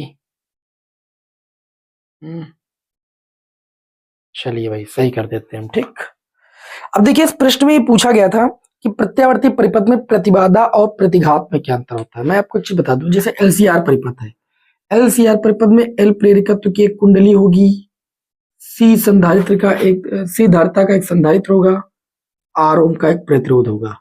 तीनों को श्रेणी क्रम में जोड़ करके एक प्रत्यावर्ती स्रोत से लगा देते हैं तो ये बन जाता है हमारा एलसीआर परिपथ। पता है ना आप सभी लोगों को। जब हम सभी लोग क्या करते हैं, अग्रगामी पश्चगामी, पता है कि विभवान धारा क्या होती है, अग्रगामी होती है किससे, प्रेरण मतलब प्रेरकत्व से। धारा अग्रगामी क्या मतलब वो पश्चगामी होता है, वोल्टेज उसका पश्चगामी होता है। जब हम सभी लोग यहाँ पर वीएल और वीसी का यहाँ पर मतलब जो है ग्राफ खींचते हैं अग्रगामी पश्चगामी का, तो यहाँ पर आपको वीएल माइनस वीसी मिल जाता है, क्योंकि जो संधारित्र में वोल्टेज होता है पश्चगामी होता है, तो वोल्टेज को नीचे दिखाते हैं वीसी को, और वीएल में वोल्टेज को ऊपर दिखाते हैं। इन दोनों का परिणामी वीएल माइनस वीसी से प्रदर्शित होता है, और प्रतिरोध जो होता है वो समान कला में होता है, तो वीआर यहाँ पर होता है। इन दोनों के वीएल माइनस वीसी और वीआर दोनों के परिणामी को हम वी मान लेते हैं, और यहाँ पर कलांतर मान लेते हैं कि फाई है। ठीक है, उसके बाद हम सभी लोग क्या करते हैं भाई, इसके बाद हम सभी लोग वही कर्ण स्क्वायर बराबर मतलब परिणामी वी स्क्वायर बराबर लगाते हैं, कर्ण का स्क्वायर बराबर लंब स्क्वायर मतलब वीएल माइनस वीसी, है ना, इसका होल स्क्वायर। अभी मैं आपको जल्दी इसको बताया हूं। और कर्ण स्क्वायर बराबर लंब स्क्वायर प्लस आधार स्क्वायर, आधार कितना है वी आर स्क्वायर। अच्छा, वी स्क्वायर यहाँ पर क्या होता है, वीएल के स्थान पर आई एक्सएल लिख देते हैं, और माइनस आई वीसी के स्थान पर आई एक्ससी लिख देते हैं, और इसके स्थान पर आई आर का होल स्क्वायर लिख देते हैं। आई स्क्वायर यहाँ से आई स्क्वायर इन दोनों से कॉमन मिलेगा, यहाँ पर वी बटे आई का होल स्क्वायर बन जाएगा। ये आपका हो जाएगा XL minus XC plus R का होल स्क्वायर। वी बटे आई को हम परिपथ की बोलते हैं प्रतिबाधा। आप समझ में आएगा कि प्रतिबाधा और प्रतिघात में क्या अंतर होता है। देखिए, जो एल प्रेरकत्व की कुंडली के कारण इस प्रत्यावर्ती परिपथ में अवरोध लगेगा उसे हम कहेंगे धारती प्रतिघात। जो सी धारिता के संधारित्र के कारण जो अवरोध लगेगा उसे कहेंगे हम धारतीय प्रतिघात। एल प्रेरकत्व की कुंडली के कारण जो अवरोध लगेगा उसे कहेंगे प्रेरकीय प्रतिघात। तो जो धारतीय प्रेरकीय प्रतिघात होता है वो प्रत्यावर्ती परिपथ में किसी एक अवरोध को दर्शाते हैं। एल प्रेरकत्व की कुंडली या सी संधारित्र के कारण जो अवरोध लगता है उसे हम लोग प्रतिघात कहते हैं। ये भी एक प्रकार का अवरोध ही होता है, लेकिन जो प्रतिबाधा होती है वो क्या होती है, परिपथ में इन चीजों के एक साथ लगने के कारण जो बाधा उत्पन्न हो, मतलब कई सारी चीजों की वजह से जब बाधा उत्पन्न होती है, मतलब इन तीनों के कारण जो कुल बाधा उत्पन्न हो उसे कहते हैं प्रतिबाधा, और किसी एक के कारण जो बाधा उत्पन्न हो उसे कहते हैं प्रतिघात। समझ में आएगी बात मेरी बात। तो यहाँ पर चूंकि V बटे आई ये क्या तीनों प्रतिरोधों का विभवांतर और धारा का रेशियो है, तो तीनों के कारण जो अवरोध लगेगा उसे परिपथ की प्रतिबाधा बोलते हैं, उसे जेड से लिखते हैं। ये जेड स्क्वायर हो जाएगा और ये हो जाएगा XL minus XC plus R का स्क्वायर। ये स्क्वायर उधर भेजेंगे भैया, जब इस स्क्वायर को उधर भेजेंगे तो अंडर रूट लग जाएगा, और ये एलसीआर परिपथ की प्रतिबाधा का व्यंजक आ जाता है। कलांतर निकालना भी tan फाई से आपको बताया है। कलांतर निकालने के लिए क्या करते हैं, लगा देते हैं tan फाई लंब, tan फाई के सामने लंब की बजाय यही तो हो जाएगी VL माइनस VC बटे में VR। यहां से अगर आप कलांतर निकालेंगे तो फाई बराबर आ जाएगा tan inverse VL minus VC बटे में VR। ये वोल्टेज के पदों में आए हैं, आप चाहे तो एक्सएल और एक्ससी के पदों में निकाल सकते हैं, VL के स्थान पर IXL अभी जैसे यहाँ पर रखा है, VC के स्थान पर IXC, नीचे IR, II कैंसिल हो जाएगा। तो इस सूत्र को ऐसे भी लिखा जा सकता है, फाई बराबर tan inverse XL minus XC बटे में R। ठीक है, ये कलांतर का अवरोध के पदों में सूत्र हो गया। अब क्वेश्चन में आपसे ये बात नहीं पूछी गई, ये भी नहीं पूछा गया कि अनुनादी आवृत्ति का व्यंजन के, आपसे पूछा गया शक्ति गुणांक। तो जो शक्ति गुणांक होता है उसे cos फाई से लिखते हैं। cos फाई बराबर होता है R बटे Z।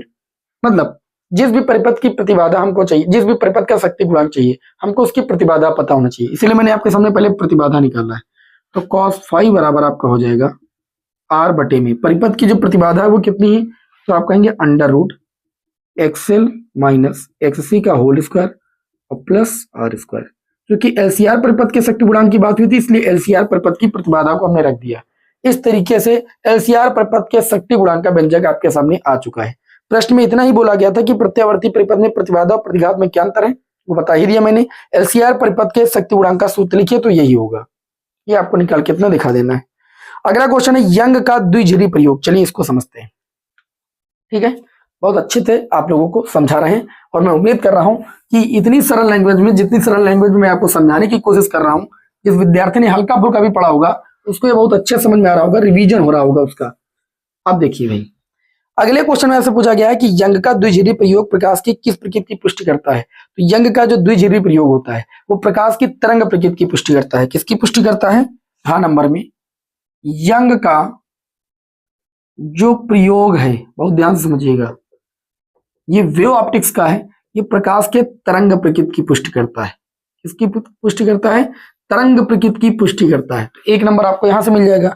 फिर इसी में आपसे पूछा गया है यंग के द्विध्रुवी प्रयोग में प्रयुक्त प्रकाश में दो तरंग दैर्ध्य हैं, एक λ1 है आपको मान लीजिए 6000 एंगस्ट्रॉम है, और दूसरी तरंग दैर्ध्य का प्रकाश आपको दिया गया है λ2 5000 एंगस्ट्रॉम का प्रकाश है।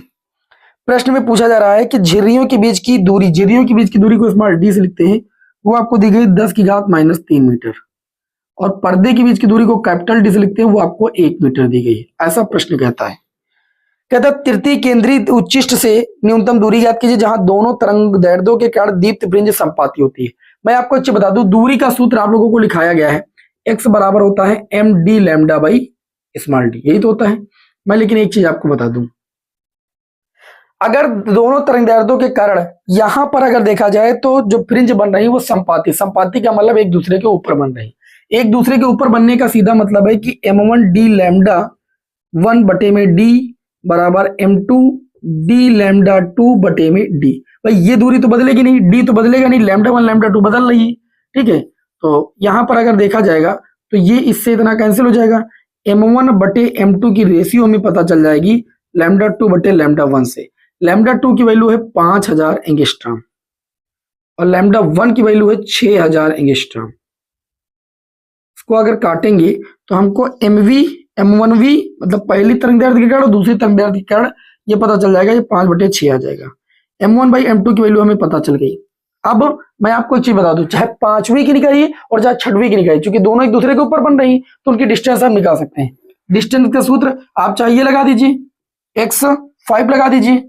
x5 लगाएंगे जब आप, तो ध्यान रखिएगा x5 में m1 आ रहा है, 5वें नंबर पर m1 की वैल्यू आ रही है, मतलब आपको पहली तरंग दैर्ध्य लेना है। अगर m2 6 रख रहे हैं आप, m के स्थान पर 6 रख रहे हैं, तो λ2 का मान कितना लेंगे, 5 लेंगे। ठीक, तो यहाँ पर सूत्र होता है md लैम्डा बटे में स्मॉल डी। हम 5 से निकाल ले रहे हैं, आप 6 से निकालना चाहे तो उससे भी निकाल सकते हैं। m की वैल्यू 5 रखेंगे, d की वैल्यू दूरी 1 मीटर और लैम्डा की वैल्यू, चूंकि m1v की वैल्यू आपकी 5 है, दोनों एक दूसरे के ऊपर बन रही है, तो λ1 की वैल्यू कितने रखेंगे, 6000 एंगस्ट्रॉम। एंगस्ट्रॉम का मतलब 10⁻⁻10 बटे में स्मॉल डी की वैल्यू कितनी, 10⁻³ तो x5 बराबर आ जाएगा 5 का 30। 30 का मतलब क्या है, 30 का मतलब 3 × 10⁻1 और 10⁻3, ये 10 टोटल कितना हो जाएगा, 4 × 10⁻−10 और 10⁻−3 ऊपर जाएगा 10⁻+3। x5 बराबर 3 × 10 आपका आ जाएगा 4 3 7 -3 मीटर। आप चाहे ये करके देख लीजिए या आप ऐसे भी निकाल सकते हैं, x6 बराबर m2d λ2 बटे में स्मॉल डी। आप हल करके देख लीजिए 3 × 10⁻³ मीटर ही आएगा, क्योंकि दोनों एक दूसरे के ऊपर बन रही। दूरी पूछी गई थी तो हमने निकाल दिया, न्यूनतम दूरी यही होगी। अथवा का जो अगला क्वेश्चन उसको देख लीजिए। अगले क्वेश्चन में क्या पूछा गया है? अगले क्वेश्चन में आपसे पूछा गया है कि प्रकाश वैद्युत प्रभाव क्या है। ये परिभाषा भी मैं कई बार बता चुका हूं। प्रकाश वैद्युत प्रभाव क्या है? जब किसी धातु की सतह पर एक न्यूनतम आवृत्ति से, मतलब देहली आवृत्ति से अधिक अधिक आवृत्ति का प्रकाश आपतित किया जाता है, या एक निश्चित आवृत्ति से अधिक आवृत्ति का प्रकाश आपतित किया जाता है किसी धातु की सतह पर, तो धातु की सतह से इलेक्ट्रॉनों का उत्सर्जन होने लगता है, और इस घटना को हम सभी लोग कहते हैं प्रकाश वैद्युत प्रभाव। क्या कहते हैं भाई? प्रकाश वैद्युत प्रभाव कहते हैं। और इसमें आपके सामने एक न्यूमेरिकल लगाया गया है, और न्यूमेरिकल में बोला गया है कि यह प्रकाश की किस आवृत्ति को नहीं, प्रकृति को दर्शाता है। मैं आपको अच्छे बता दूं, जिस तरीके से यंग का प्रयोग प्रकाश की तरंग प्रकृति को दिखाता है, उसी तरीके से जो प्रकाश वैद्युत प्रभाव है, जो प्रकाश वैद्युत प्रभाव है, ये प्रकाश की किस प्रकृति की पुष्टि को, किस प्रकृति की पुष्टि करता है? क्वांटम प्रकृति, या क्वांटम प्रकृति को हम लोग और एक नाम से जानते हैं कण प्रकृति। प्रकाश की कण प्रकृति की ये पुष्टि करता है। कौन सी घटना? प्रकाश वैद्युत प्रभाव की घटना। ठीक, एक नंबर इसका, एक नंबर इसका। अब न्यूमेरिकल भी छोटा सा दिया है। धातु के लिए देहली आवृत्ति आपको दी गई है न्यू नॉट, बराबर आपको दिया गया है 3.3 गुणे 10 की घात 14 हर्ट्ज दिया गया है। यदि आपतित प्रकाश की आवृत्ति यानी न्यू बराबर आपको दिया गया है 8.2 गुणे 10 की घात 14 हर्ट्ज। फिर आगे दिया गया है कि तब निरोधी विभव क्या होगा, मतलब वी नॉट कितना होगा। इसको संस्तब्ध विभव के नाम से भी जानते हैं, या अंतक विभव के नाम से भी जानते हैं। एग्जाम में लोग कंफ्यूज हो जाते हैं। निरोधी विभव को ही अंतक विभव या संस्तब्ध विभव के नाम से जानते हैं, ठीक है। और इनमें धातु के कार्यफलन की गणना भी कीजिए। तो वी ना निकालना हो, कार्यफलन निकालना है। सबसे सिंपल कार्यफलन निकालने के लिए आप सूत्र लगा दीजिए एच न्यू नॉट। एच की वैल्यू होती है 6.6 गुणे 10 की घात -34, और न्यू नॉट की वैल्यू आपको दी गई है 3.3 गुणे 10 की घात 14। क्या आप कार्यफलन यहां से नहीं निकाल सकते? निकाल सकते हैं। आपसे पूछा गया निरोधी विभव, तो आप सूत्र लगा सकते हैं। निरोधी विभव का सूत्र क्या होता है? ई बराबर होता है E capital V naught. E बराबर आप लिख सकते हैं एच न्यू बराबर E V naught. V naught चाहिए तो आप सूत्र लगा सकते हैं एच न्यू बटे में कितना ई। एच की वैल्यू आपको पता है 6.6 गुणे 10 की घात -34। न्यू की वैल्यू आपको यहां पर दी गई। ई की वैल्यू 1.6 गुणे 10 की घात -19 होती है। इस सूत्र से आप सभी लोग किसकी वैल्यू निकाल सकते हैं? निरोधी विभव, या जिसे अंतक विभव या संस्तब्ध विभव कहते हैं, उसकी वैल्यू आप सभी लोग निकाल सकते हैं। अब इसके बाद 3 नंबर वाले में एक अगला प्रश्न है, समांतर पर संधारित्र की धारिता का सूत्र का निगमन। अभी मैंने कई बार बता चुका हूं मैं, इसके लिए मैंने ट्रिक भी आप लोगों को बताया है। ईबीसी ट्रिक को फॉलो कर लीजिए, बस ये मैं कई बार आपको बता चुका हूं। मतलब पहले समांतर पर संधारित्र की प्लेटों के बीच वैद्युत क्षेत्र की तीव्रता, फिर विभव, और फिर संधारित्र सी बराबर क्यू अपन वी लगा दीजिए, आपका आ जाएगा। तो ऐसे क्वेश्चनों को बहुत बार करा चुके हैं, तो इस क्वेश्चन को आज मैं पहली बार छोड़ रहा हूं क्योंकि बहुत बार हो चुका है, ठीक है। तो इसको आप सभी लोग कर लीजिए। उसके बाद इसका स्क्रीनशॉट लीजिए जल्दी से आप सभी लोग, ठीक है। देखते हैं, तो जो आप सभी को पता है कि जो दीर्घ उत्तरी वाले प्रश्न होते हैं वो खंड या से स्टार्ट होते हैं, और ये 5-5 नंबर में होते हैं, ठीक है। तो यहां पर चलिए देखते हैं क्वेश्चन नंबर 6 को। और इसमें देखिए चूंकि अथवा में भी है ना, तो हम आप लोगों को टोटल 8 प्रश्न आज की क्लास में सॉल्व कराने वाले, सब लॉन्ग वाले, ध्यान से समझिएगा। दिए गए परिपथ की सहायता से एक परिपथ दिया गया है, ठीक। ये संधारित्र का एक न्यूमेरिकल, और ये 5 नंबर में भैया आया है। बहुत ध्यान से समझिएगा आप सभी लोग, यहाँ संधारित्र लगा है, यहाँ संधारित्र लगा है, बहुत अच्छे से देखिएगा, अच्छे लेवल का ये प्रश्न है। यहाँ पर एक बैटरी लगी हुई है जो कि 20 वोल्ट की प्लस माइनस, और ये आपका हो गया 20 वोल्ट, ठीक। देखते रहिएगा आप सभी लोग। यहाँ पर चौथा संधारित्र है, यहाँ पर C1 है, यहाँ पर C2 है, यहाँ पर C3 है। इस तरीके से आपके संधारित्र लगाए गए हैं। इसकी वैल्यू 10 माइक्रोफैरड है, और C2 की जो वैल्यू है वो 20 माइक्रोफैरड है, और C3 की वैल्यू जो है वो भी 20 माइक्रोफैरड है, और C4 की वैल्यू जो है वो 20 माइक्रोफैरड है। प्रश्न में आपसे 3 बातें पूछी गई। पहली आपसे बात ये पूछी गई है तुल्य धारिता ज्ञात कीजिए, संयोजन की तुल्य धारिता ज्ञात कीजिए। मैं आपको एक चीज बता दूं, सबसे पहले तो C2 और C3 एक लाइन में, मतलब सीरीज क्रम में है, तो C2 व C3 को हम किस क्रम में ले लेंगे? श्रेणी क्रम में लेने पर। किस क्रम में लेने पर? श्रेणी क्रम में लेने पर। C2 व C3 को हम ले लेंगे श्रेणी क्रम में। श्रेणी क्रम का सूत्र क्या होता है? श्रेणी क्रम का सूत्र होता है 1/C बराबर 1/C1 प्लस 1/C2। यहाँ पर हो जाएगा 1/C डैश बराबर C1 की वैल्यू है कितनी? 20, और C2 की वैल्यू कितनी है? 20 माइक्रोफैरड। एक हर ले लेंगे, एक कितना हो जाएगा? 2 से 20 को काटेंगे 10 हो जाएगा, मतलब C डैश की वैल्यू आ जाएगी 10 माइक्रोफैरड। कितनी आ जाएगी? 10 माइक्रोफैरड। मानते हैं इस बात को? अच्छा, इन दोनों को हमने सॉल्व कर लिया, ठीक है, इन दोनों को हमने सॉल्व कर लिया। अब इन दोनों को सॉल्व करने पर हमको एक संधारित्र मिला, और जो संधारित्र मिला उसकी जो धारिता आई है वो आप देख सकते हैं 10 माइक्रोफैरड है। कितनी है ये? 10 माइक्रोफैरड। अब ये तीनों संधारित्र अगर आप देखेंगे तो देखिए इस संधारित्र का एक सिरा धन सिरे से जुड़ा है, इस संधारित्र का एक सिरा धन सिरे से जुड़ा है, इस संधारित्र का भी एक सिरा धन सिरे से जुड़ा है। इस तरीके से हम ये कह सकते हैं कि तीनों संधारित्र किस क्रम में? समांतर क्रम में। भाई एक सिरा धन सिरे से, दूसरा सिरा किससे? ऋण सिरे से जुड़ा है। तो हम लिखेंगे नाउ C1 और ये C2, ये मान लीजिए C3, तीनों को समांतर क्रम में लेने पर तो समांतर क्रम का सूत्र क्या होता है? C बराबर C1 plus C2 plus C3। 10 plus 10 plus 20, 10 plus 10 plus 20 बराबर कितना हो जाएगा? 40 माइक्रोफैरड। कितना हो जाएगा? 40 माइक्रोफैरड। तो ये पहले ऑप्शन का आंसर हो गया कि समांतर इसमें पूरे परिपथ की तुल्य धारिता कितनी होगी? तो संयोजन की तुल्य धारिता हो जाएगी 40 माइक्रोफैरड। अच्छा, दूसरे प्रश्न में आपसे इसी में पूछा गया 5 नंबर का प्रश्न है, C1 संधारित्र पर आवेश। C1 पर आवेश की बात पूछी गई। C1 पर किसकी बात पूछी गई? आवेश की। तो आवेश क्यों बराबर होता है? CV। कितना होता है? CV। अच्छा, अगर हमको C1 पर आवेश निकालना है तो हमको इसकी धारिता पता होनी चाहिए। तो धारिता इसकी पता भी आपको 10 माइक्रोफैरड, माइक्रो का मतलब -6। और इस पर अगर वोल्टेज की बात करें तो समांतर क्रम में है ये तीनों, तो वोल्टेज समांतर क्रम में होता है बराबर, मतलब इस पर भी वोल्टेज आपका उतना ही होगा जितना इस पर होगा, जितना इस पर होगा। दिया कितना जा रहा है? 20 वोल्ट, मतलब तीनों पर आपका 20-20 वोल्ट होगा। तो आवेश की वैल्यू आपकी यहां से आ जाएगी 10 और 20 का गुणा 200 हो जाएगा, और 10 की घात -6 को लिख सकते हैं माइक्रो, और आवेश का मात्रक कूलम, 200 माइक्रो कूलम। बताइए बात समझ में आ रही कि नहीं आ रही? क्लास में भैया लगे जरूर, ये क्लास को मिस करके आप लोग जो जा रहे हैं ये आप सभी लोगों का नुकसान दे सकता है। इसलिए मैं बता रहा हूं, जो भी प्रश्न आप लोगों को सॉल्व करा रहे हैं धैर्य के साथ क्लास को कीजिएगा। देखिए तीसरा प्रश्न आपसे पूछा गया है, क्या पूछा गया इसमें? तीसरा पूछा गया है संयोजन की कुल संचित ऊर्जा। देखिए कुल संचित ऊर्जा को हम लोग लिखते हैं U से, और U बराबर होता है हाफ CV²। कितना होता है? Half CV²। 1/2 C जो होती है संयोजन की तुल्य धारिता, और तुल्य धारिता हम निकाल चुके कितनी? 40 माइक्रोफैरड। 40 माइक्रो का मतलब 10 की घात -6। V विभवांतर की अगर बात करें, विभवांतर 20 वोल्ट है, इसका स्क्वायर करेंगे तो ये 20 गुणे कितना हो जाएगा? 20। 2 को 20 से काट देंगे, कितना हो जाएगा? 10। तो U बराबर ये आपका आ जाएगा, देखिए 2 और चौके कितना हो जाएगा? 8। 1 2 3 0 का मतलब 10 की पावर 3, 10 की पावर 3, 10 की पावर 6 आपका हो जाएगा 10 की पावर -3। और ये ऊर्जा है, ऊर्जा का मात्रक क्या हो जाएगा? जूल।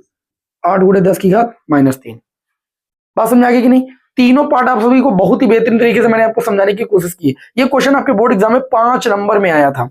अगला क्वेश्चन देखते हैं। अब इसी के अथवा पार्ट में दिया गया विद्युत धारा के चुंबकीय प्रभाव से क्या अभिप्राय है, और 2 धारावाही समांतर धारावाही चालक तारों के बीच लगने वाले बल का व्यंजक प्राप्त कीजिए। इसके आधार पर विद्युत धारा के एक मात्रक यानी 1 एम्पीयर की परिभाषा दीजिए। आपको तो मैंने कई बार बताया कि ये जो क्वेश्चन है बोर्ड एग्जाम का सबसे ज्यादा महत्वपूर्ण प्रश्न और इंपॉर्टेंट है।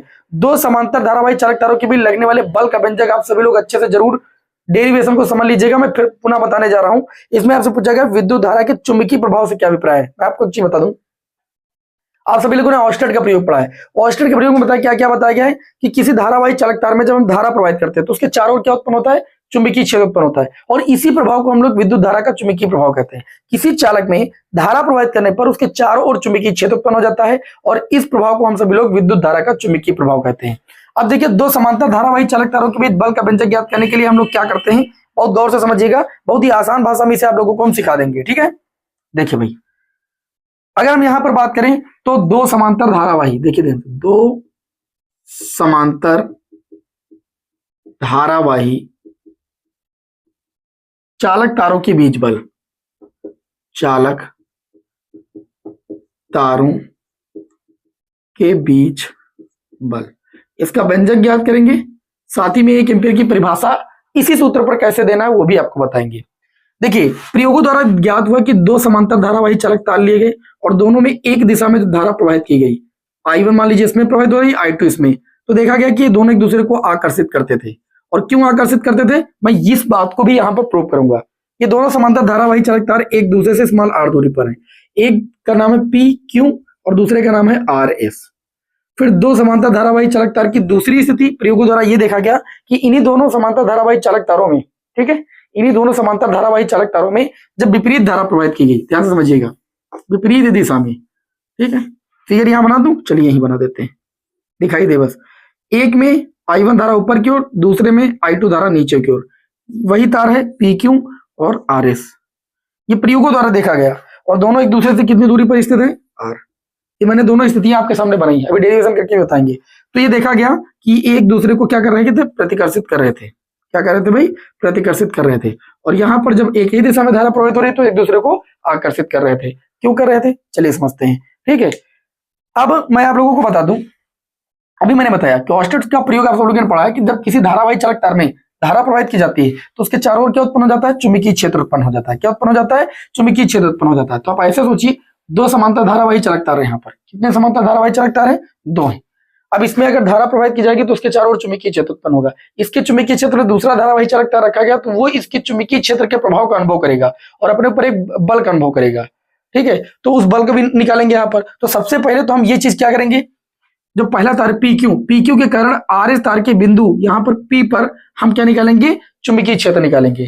तो यहां पर लिखेंगे PQ के कारण RS के बिंदु P पर उत्पन्न क्या निकालेंगे, चुंबकीय क्षेत्र की तीव्रता। और ये चूंकि पहले धारावाही चालक तार के कारण निकाले, इसको B1 नाम दे देंगे। तो B1 बराबर देखिए धारावाही चालक तार के कारण उत्पन्न चुंबकीय क्षेत्र की तीव्रता आप लोगों को पढ़ाया गया, म्यू 0 I अपान में 2πr। अब जो दूरी है वो r है और पहले धारावाही चालक तार में जो धारा प्रवाहित हो रही है वो I1 है। बात समझ में आ गई। अब मेरी बात को ध्यान समझिएगा, ये पहले धारावाही चालक तार के कारण उत्पन्न चुंबकीय क्षेत्र हो गया। इसकी दिशा ज्ञात करने के लिए आपको दाएं हाथ की हथेली का नियम नंबर 1 और नियम नंबर 2 बताए गए। एक बल की दिशा ज्ञात करने का नियम है और एक चुंबकीय क्षेत्र की दिशा ज्ञात करने का नियम। हम लोग क्या करते हैं, धारा की दिशा में अंगूठा करते हैं और अंगुलियां उस डायरेक्शन में करते हैं जिधर चुंबकीय क्षेत्र निकालना होता है।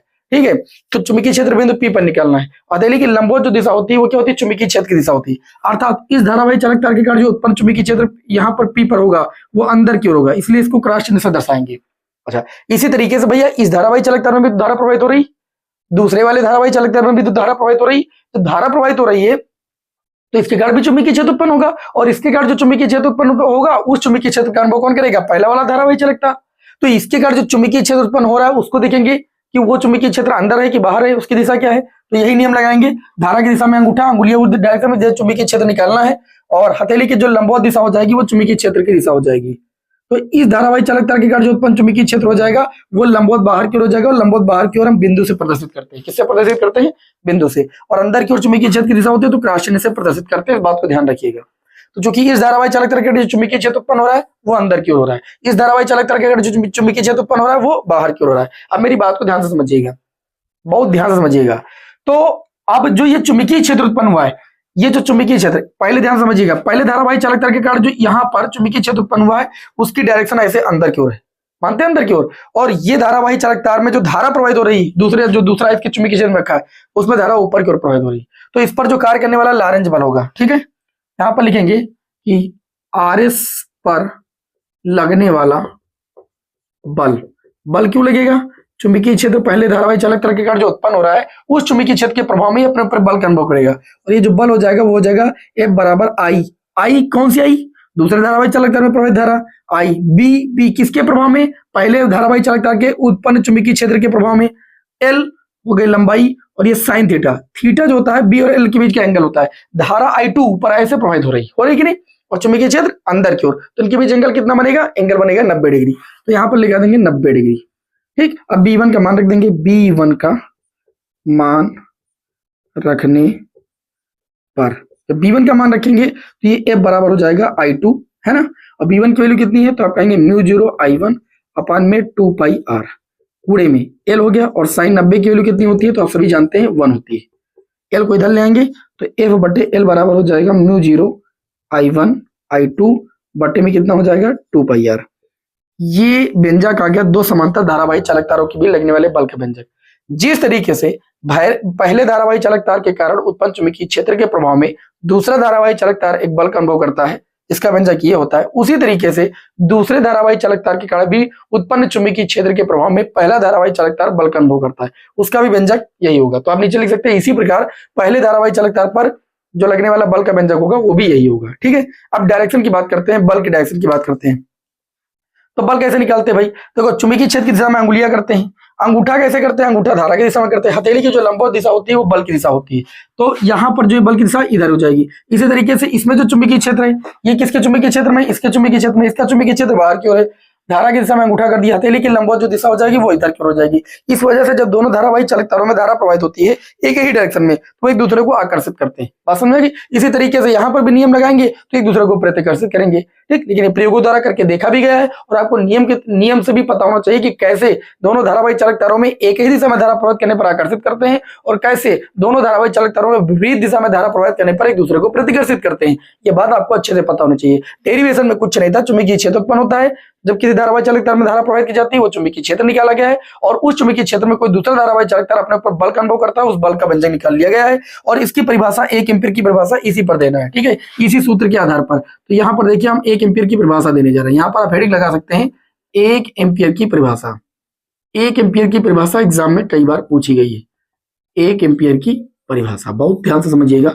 1 एम्पीयर की परिभाषा हम लोग कैसे देना है, यहाँ पर हम क्या कहेंगे, हम लिखेंगे 1 एम्पीयर वह वैद्युत धारा है। 1 एम्पीयर क्या है? वह वैद्युत धारा है जो एकांक 1 मीटर की दूरी पर स्थित, आर को हम यहां पर मान लेंगे 1 मीटर, आर को कितना मानेंगे 1 मीटर, एकांक 1 मीटर की दूरी पर स्थित दो सीधे लंबे व समांतर धारावाही चालक तारों में धारा प्रवाहित करने पर उसमें प्रति एकांक लंबाई पर, मतलब जो लंबाई हो प्रति एकांक लंबाई पर, एल का मान भी 1 मीटर हो, प्रति एकांक लंबाई पर उत्पन्न जो वैद्युत बल हो वो कितना हो, उत्पन्न वैद्युत बल होना चाहिए आपका μ0.2 पाई। देखिए I1 I2 की वैल्यू 1 कब होगी, I1 I2 की वैल्यू 1 एम्पीयर कब होगी, जब R की वैल्यू 1 होगी, L की वैल्यू 1 होगी, तो F की वैल्यू μ0.2 पाई के बराबर होगी। μ0.2 पाई की वैल्यू कितनी होती है, 2 × 10⁻⁷ न्यूटन के बराबर।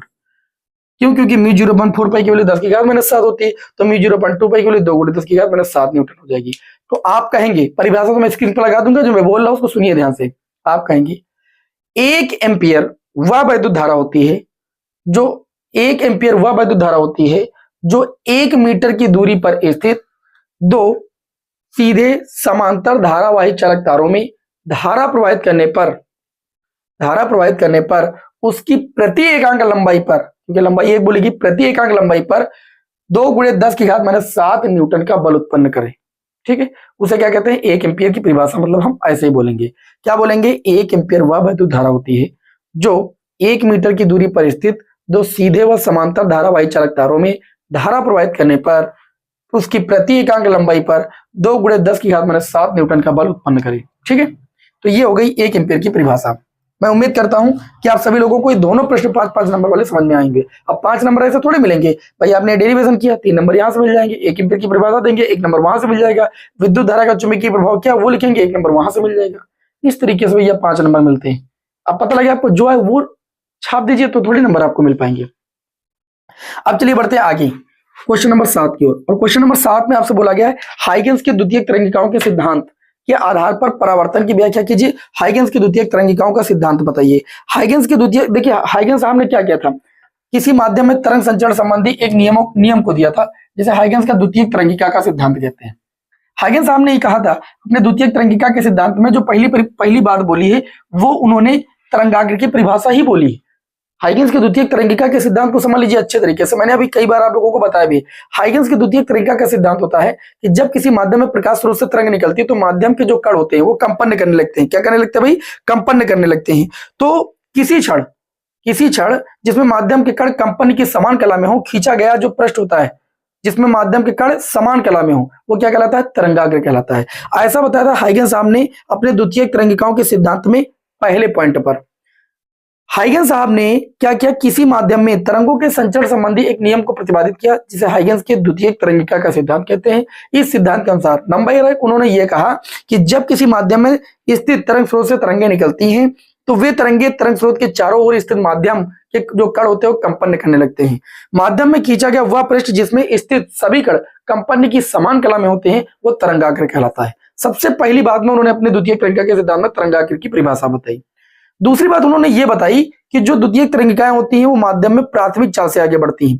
देखिए क्या बताया कि तरंगाग्र पर स्थित प्रत्येक कण जो होता है वो एक नए तरंग स्रोत की बात कार्य करता है और जिससे सभी तरंगें सभी दिशाओं में निकलती हैं, और इन तरंगों को हम लोग द्वितीयक तरंगिकाएं कहते हैं। और ये द्वितीयक तरंगिकाएं किसी माध्यम में प्राथमिक चाल से आगे बढ़ती हैं।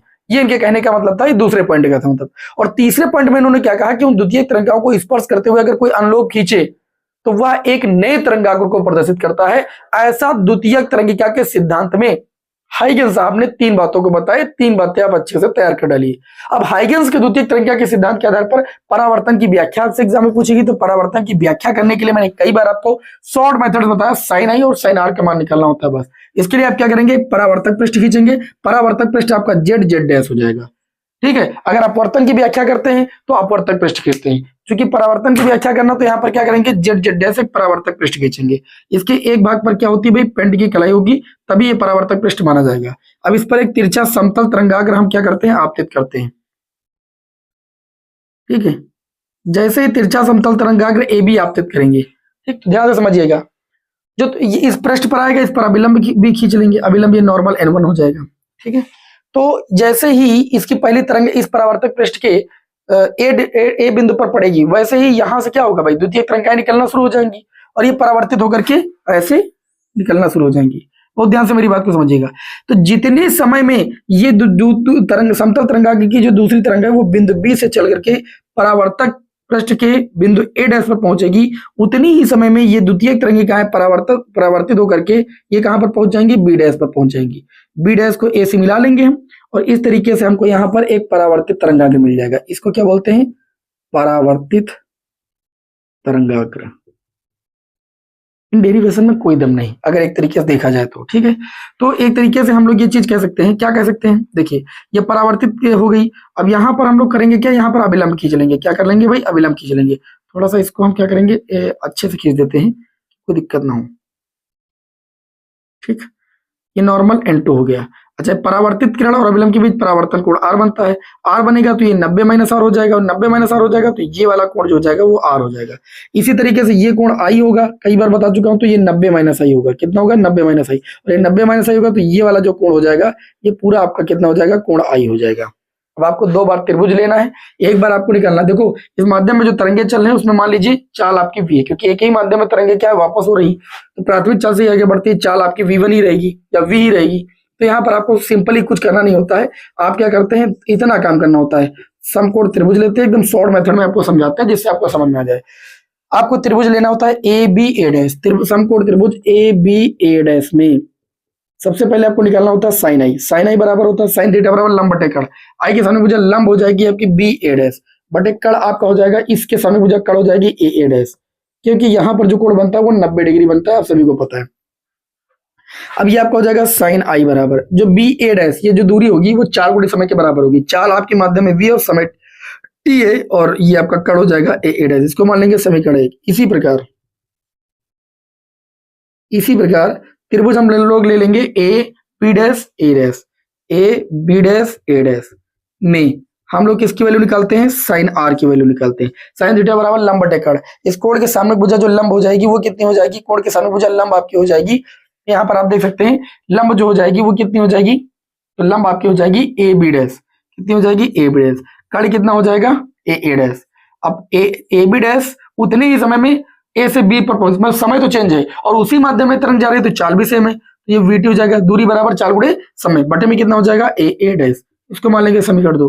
अगर हम देखें समीकरण 1 और 2 से, तो साइन आई और साइन आर की वैल्यू सेम आती है। किसकी वैल्यू सेम आती है, साइन आई और साइन आर की वैल्यू। तो यहाँ पर लिखेंगे समीकरण 1 व 2 से, समीकरण 1 व 2 से दोनों की वैल्यू सेम होने की वजह से जो साइन आई होगा वो किसके बराबर हो जाएगा, साइन आर के बराबर होगा। और जब साइन आई साइन आर के बराबर होगा तो इसका मतलब जो कोण आई होगा वो किसके बराबर होगा, कोण आर के बराबर होगा। यही परावर्तन संबंधी आपका पहला नियम है कि आपतन कोण सदैव किसके बराबर होता है, परावर्तन कोण के बराबर होता है। बाकी आपतित, परावर्तित और अभिलंब तीनों एक तल में आपको चित्र में दिखाई दे रहा है, तो उसको सिद्ध करने की कोई जरूरत नहीं। इस तरीके से हाइगेंस के द्वितीयक तरंगाओं के सिद्धांत के आधार पर प्रकाश के परावर्तन की व्याख्या हो जाती है। बताइए भाई, कितना सिंपल तरीके से मैंने आपको बता दिया। अब इससे सरल मैं क्या बताऊं आपको, कितनी बार ऐसे डेरिवेशन को बता चुका हूं, बोर्ड एग्जाम में सब यही आएगा, परेशान मत होइए। बस आप डेली क्लासें करते रहिए, डेली क्लासें करते रहिए, जो आपको दे रहे हैं, रिवीजन आपका होना बहुत जरूरी है, ठीक है।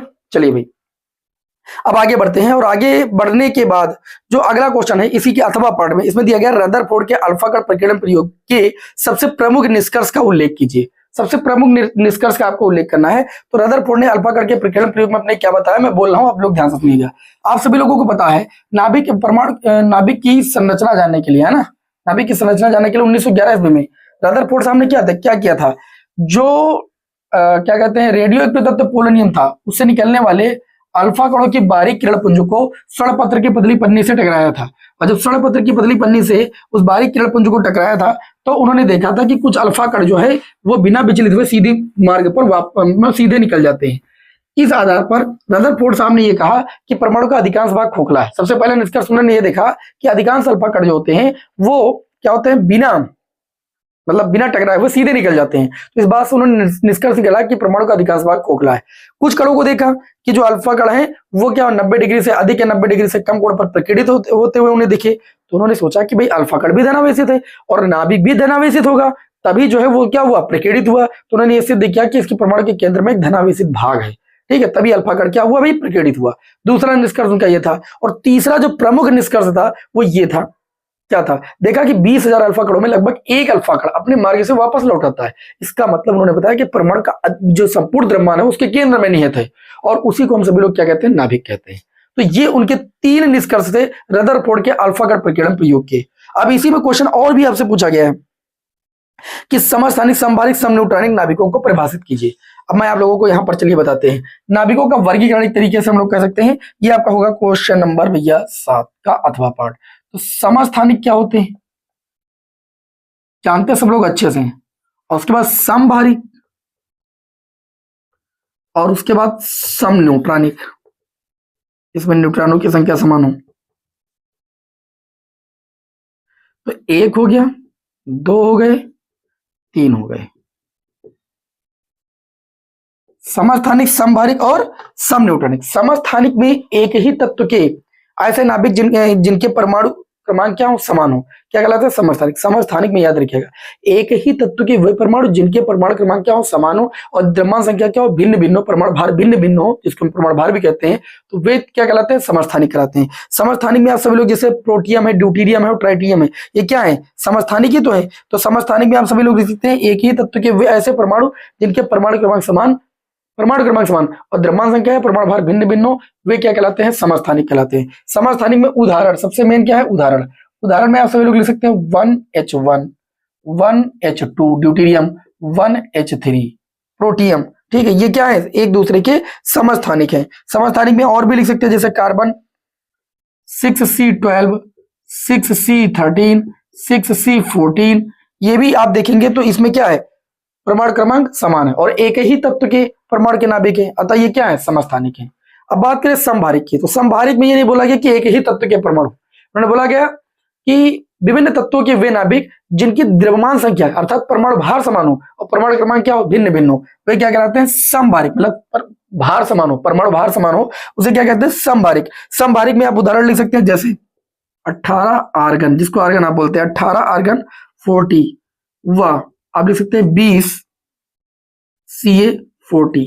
अब ध्यान से समझिए इनके परमाणु भार क्या है, आपस में समान है और परमाणु क्रमांक क्या है, भिन्न भिन्न, अतः ये क्या है, एक दूसरे के समभारिक है। और भी आप लिख सकते हैं 8O17 ऑक्सीजन व 9F17, इसमें देखेंगे तो 17 मतलब द्रव्यमान संख्या समान है। इन अलग अलग नाभिक हैं, एक ही तत्व के नहीं होंगे, इसमें एक ही तत्व की बात होती है, इसमें अलग अलग नाभिक को कोई दिक्कत नहीं, लेकिन परमाणु भार समान हो, परमाणु क्रमांक भिन्न भिन्न हो, तो हम ये चीज कह सकते हैं कि ये क्या है, एक दूसरे के समभारिक है। समन्यूट्रॉनिक की बात करें तो समन्यूट्रॉनिक के मतलब विभिन्न तत्वों के ऐसे नाभिक जिनमें न्यूट्रॉनों की संख्या समान हो, वे क्या कहलाता है, समस्थानिक। विभिन्न तत्वों के ऐसे परमाणु जिनमें न्यूट्रॉनों की संख्या समान हो वो समन्यूट्रॉनिक कहलाते हैं। ठीक, अब न्यूट्रॉनों की संख्या कैसे निकालते हैं, इससे इसको घटाते हैं, जो वैल्यू आती है वो न्यूट्रॉनों की संख्या होती है।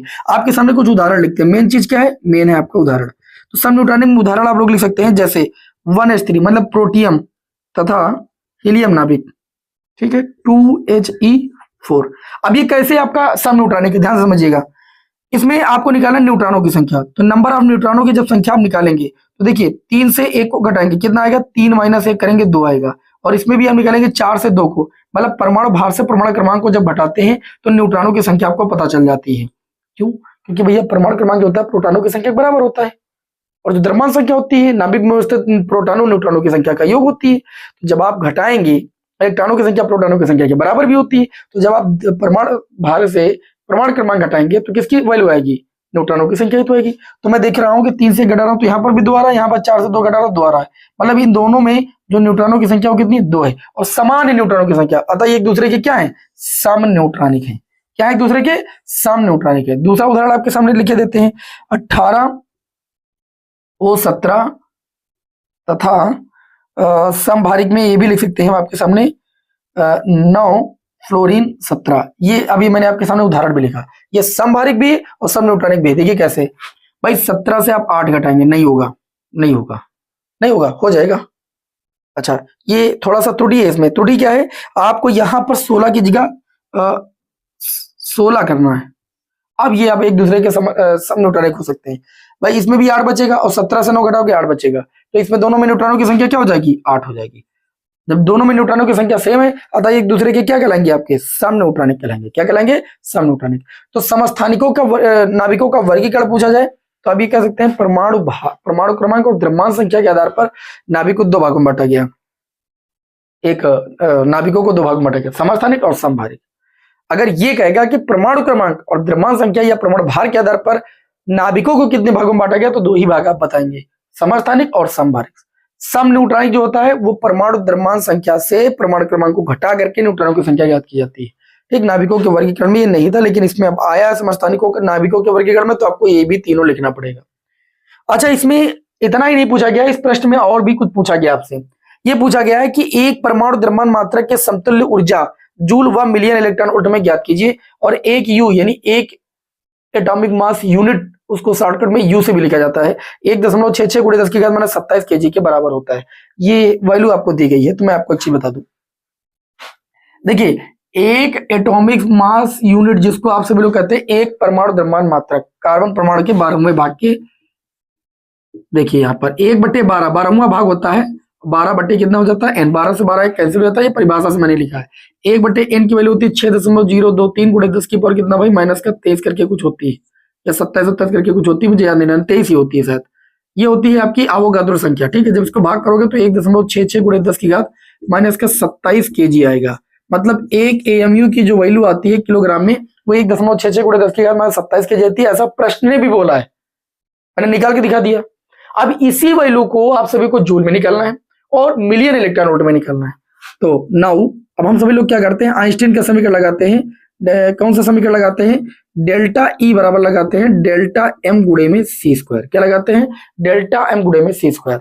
अब बात करें यहाँ पर डेल्टा ई के, तो डेल्टा ई बराबर डेल्टा एम की बात करें तो 1.66 × 10 की घात -27 kg होता है, और सी की वैल्यू 3 × 10 की घात कितनी हो जाती है, 8। इसका स्क्वायर कर देंगे तो डेल्टा ई बराबर हो जाएगा 1.66, 3 का स्क्वायर 9 हो जाएगा, गुणे 10 की घात -27 kg हो जाएगा, 10 की घात 8 का स्क्वायर 10 की घात 16 हो जाएगा। डेल्टा ई बराबर, इसको आप गुणा कर सकते हैं, इतनी टाइम ये जो वैल्यू आएगी ये जूल में आएगी। किस में आएगी, जूल में आएगी। और जैसे ही इसको आप मिलियन इलेक्ट्रॉन वोल्ट में बदलने की कोशिश करेंगे तो 1.66 × 9 × 10 की घात -27 से 16 घटा सकते हैं 4, 7 4 11 -11 बचेगा, और इसको आप 1.6 × 10 की घात -19 से भाग कर दीजिए, ये वैल्यू इलेक्ट्रॉन वोल्ट में हो जाएगी। किसमें हो जाएगी, इलेक्ट्रॉन वोल्ट में। और जब इसे आप सॉल्व करेंगे, सॉल्व करने का इतना समय नहीं, जब सॉल्व करेंगे तो ये आपका आ जाएगा 931 मिलियन इलेक्ट्रॉन वोल्ट, यानी 931 × 10 की घात 6 आएगा, तो 9.31 × 10 की घात 8।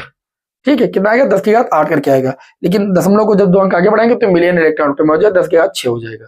तो इस तरीके से 1.66 × 10 की घात 27 kg को हमने मिलियन इलेक्ट्रॉन वोल्ट में बदला, तो 900 लगभग 931 मिलियन इलेक्ट्रॉन वोल्ट के आसपास हमको जो है ऊर्जा देखने को मिली। तो इस तरीके से लॉन्ग क्वेश्चन हम सभी लोग यहाँ पर सॉल्व कर रहे हैं। अब चलिए अपना अगला लॉन्ग क्वेश्चन देखते हैं।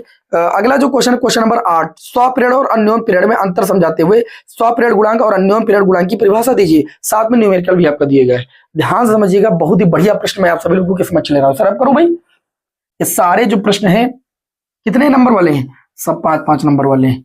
सोचिए कितनी इंपॉर्टेंट क्लास है, फिर भी आप सभी लोग, हम देखते हैं क्लास में कोई रुचि नहीं लेते हैं। जब क्लास में आप कोई नहीं रुचि लेते हैं तो फिर पढ़ाने की इच्छा नहीं होती है, कि जब कोई पढ़ना नहीं चाहता तो क्या मतलब है। ठीक है, पढ़ लेंगे तो आप ही लोगों का फायदा होगा।